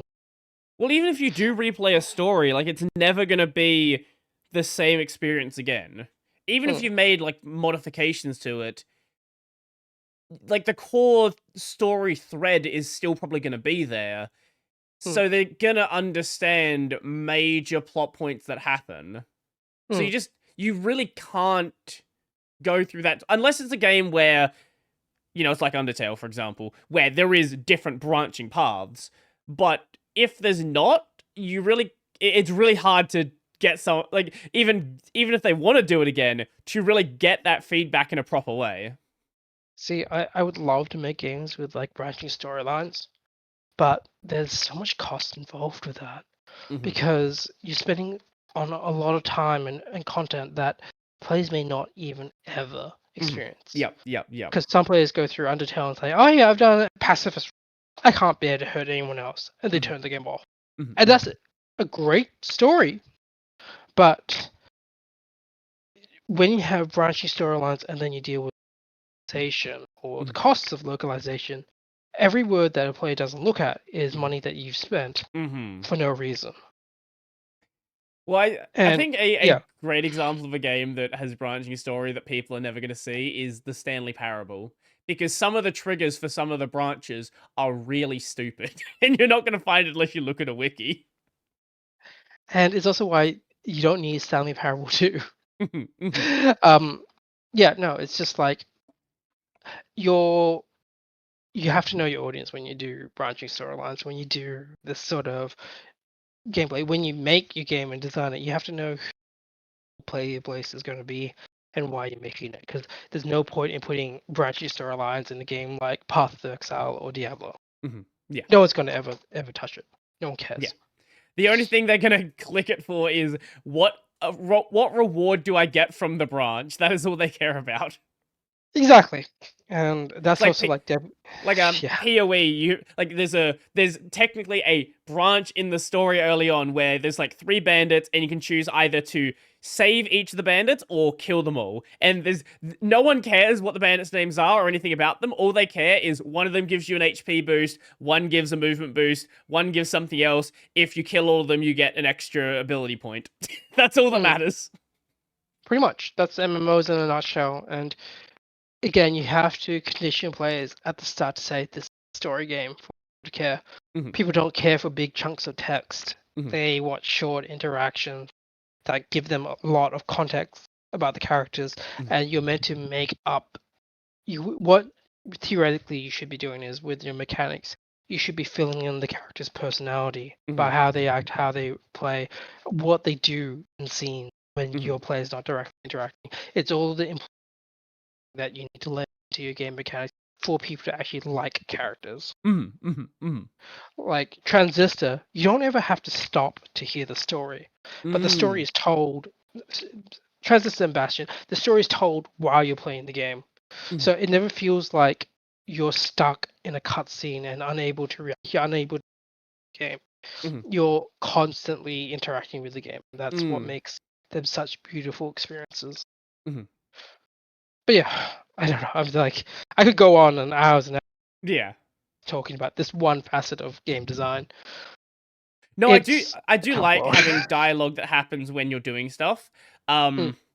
The Tales games do this, for example, where you'll go like you're just walking around the world and then people just start like they just start yapping there. And like it's not taking you out of the game. You can just keep going and engage in other things. You're not like it has its cutscenes, but it doesn't try to tell everything through. Like if you just if you have two characters standing there just talking to each other, does that need to be a cutscene, or is there a better way to handle that? Like a cutscene should be reserved for something that needs to take the player out of gameplay. We're trying to do something that wouldn't really fit in the world. Have you ever played Oxenfree? How do you spell that? No. Oxyen. Actually, Oxen. Oxenfree, Oxenfree, I think. Oxenfree.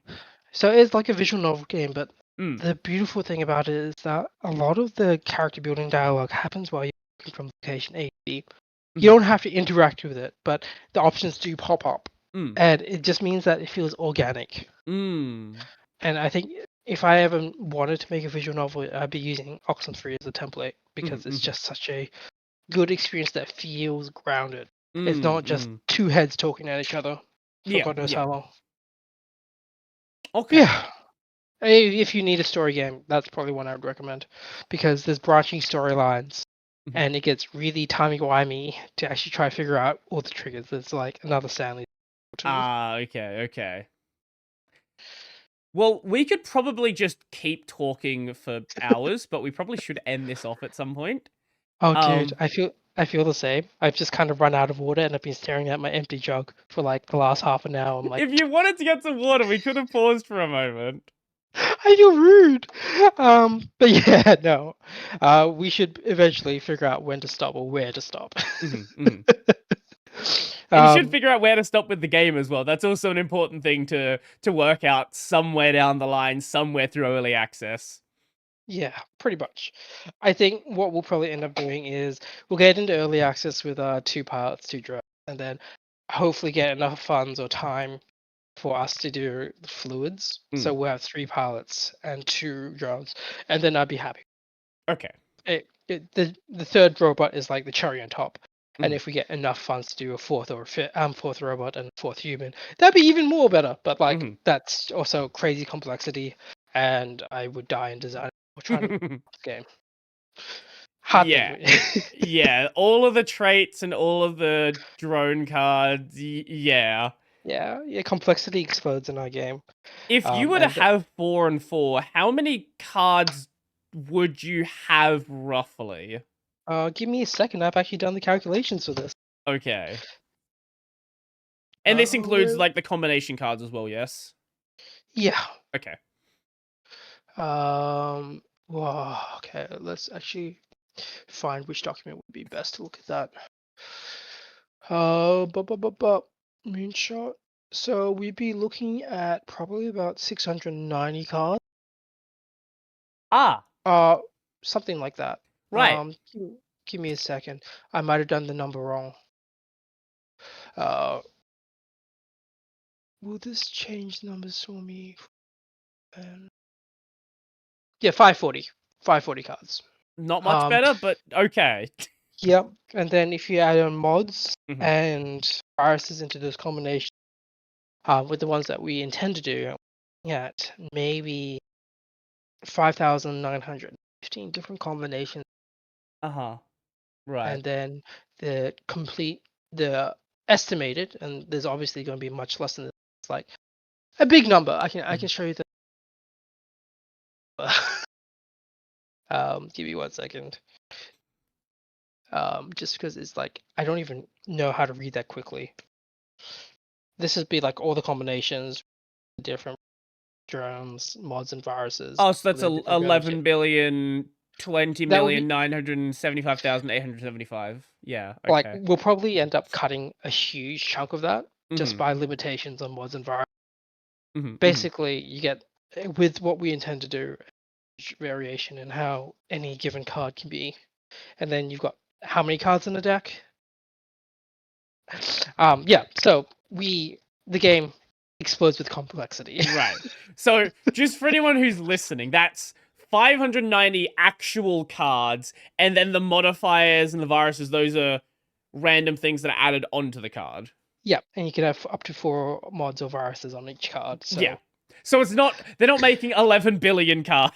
They're making no, no, no, no, no. How no. many like modifiers and viruses does that work out to be?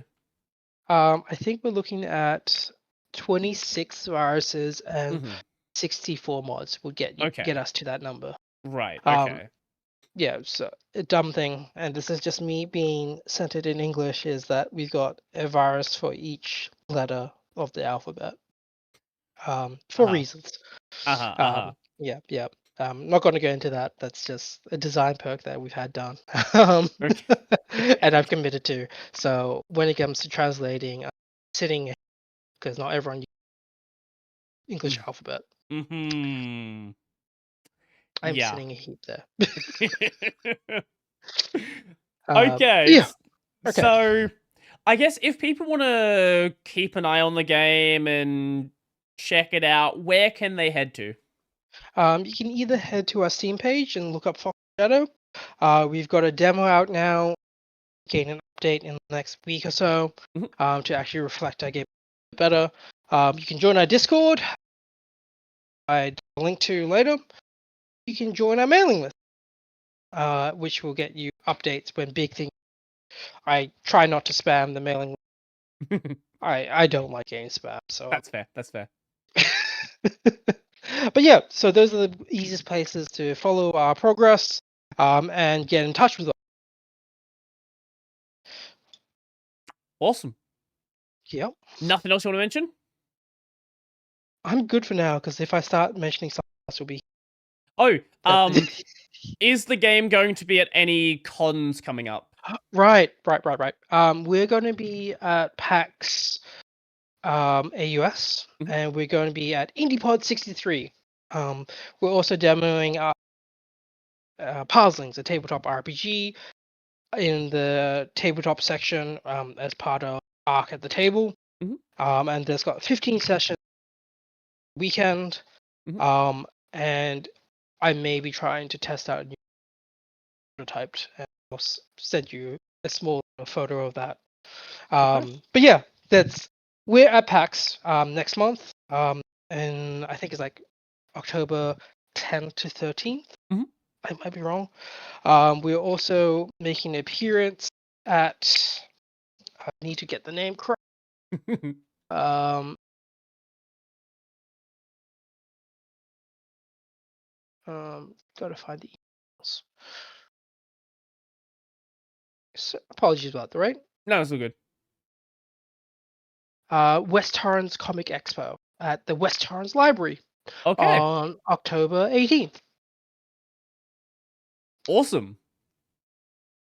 Cool. That all? Nothing else that's worth mentioning? We intend to be in early access by the end of the year. We'll see how the development plays out. Okay. That's always a hard one. Mhm. Mhm. But yeah, Well, thank good luck you. with Thank that. you for. Yeah, we'll see how we go. Thank you for having us. Yeah, absolute Um, pleasure. Sad that Jackson can be here the entire time, but I still think it worked out pretty well. I think timing wise, we all kind of worked out well. Yeah. Mhm. All right, I'm going to grab some water. Okay, But yeah. I'm gonna do my outro and then we'll sign off. All right. Thank you very much. Okay, so my main channel is Brody Robertson. I do Linux videos there 6-ish days a week. I sometimes stream there as well. If you've not seen it yet, I did a Cosmic stream the other week. I've got the gaming streams, Brody on Games. Right now I'm playing through Yakuza 6 and also Silk Song. And if you want to see the video version of this, you can find the audio. If you want to see the video version of this, it's on YouTube at Tech of a T. If you want to find the audio version, it's on basically every audio podcast platform. Are you grabbing that order already, or? I guess that's a yes. Okay, I guess I'll just sign out then. See you guys later. Hi. Oh, you back? Hi. Yeah, I'm back. Sorry, I muted because I was like. Oh, making I sure thought you could went. I thought you'd already gone to grab the water. Do you want to sign us off? I'm still not. I haven't pressed the stop recording button yet. Yeah. Thank you for joining us. It was great to be on Tech Over Tea. I noticed in the chat you wrote Tech 40, which is not my show, but it is what it is. No, it's not. Oh, Anyway, gosh. I'm so sorry. no, it's all good.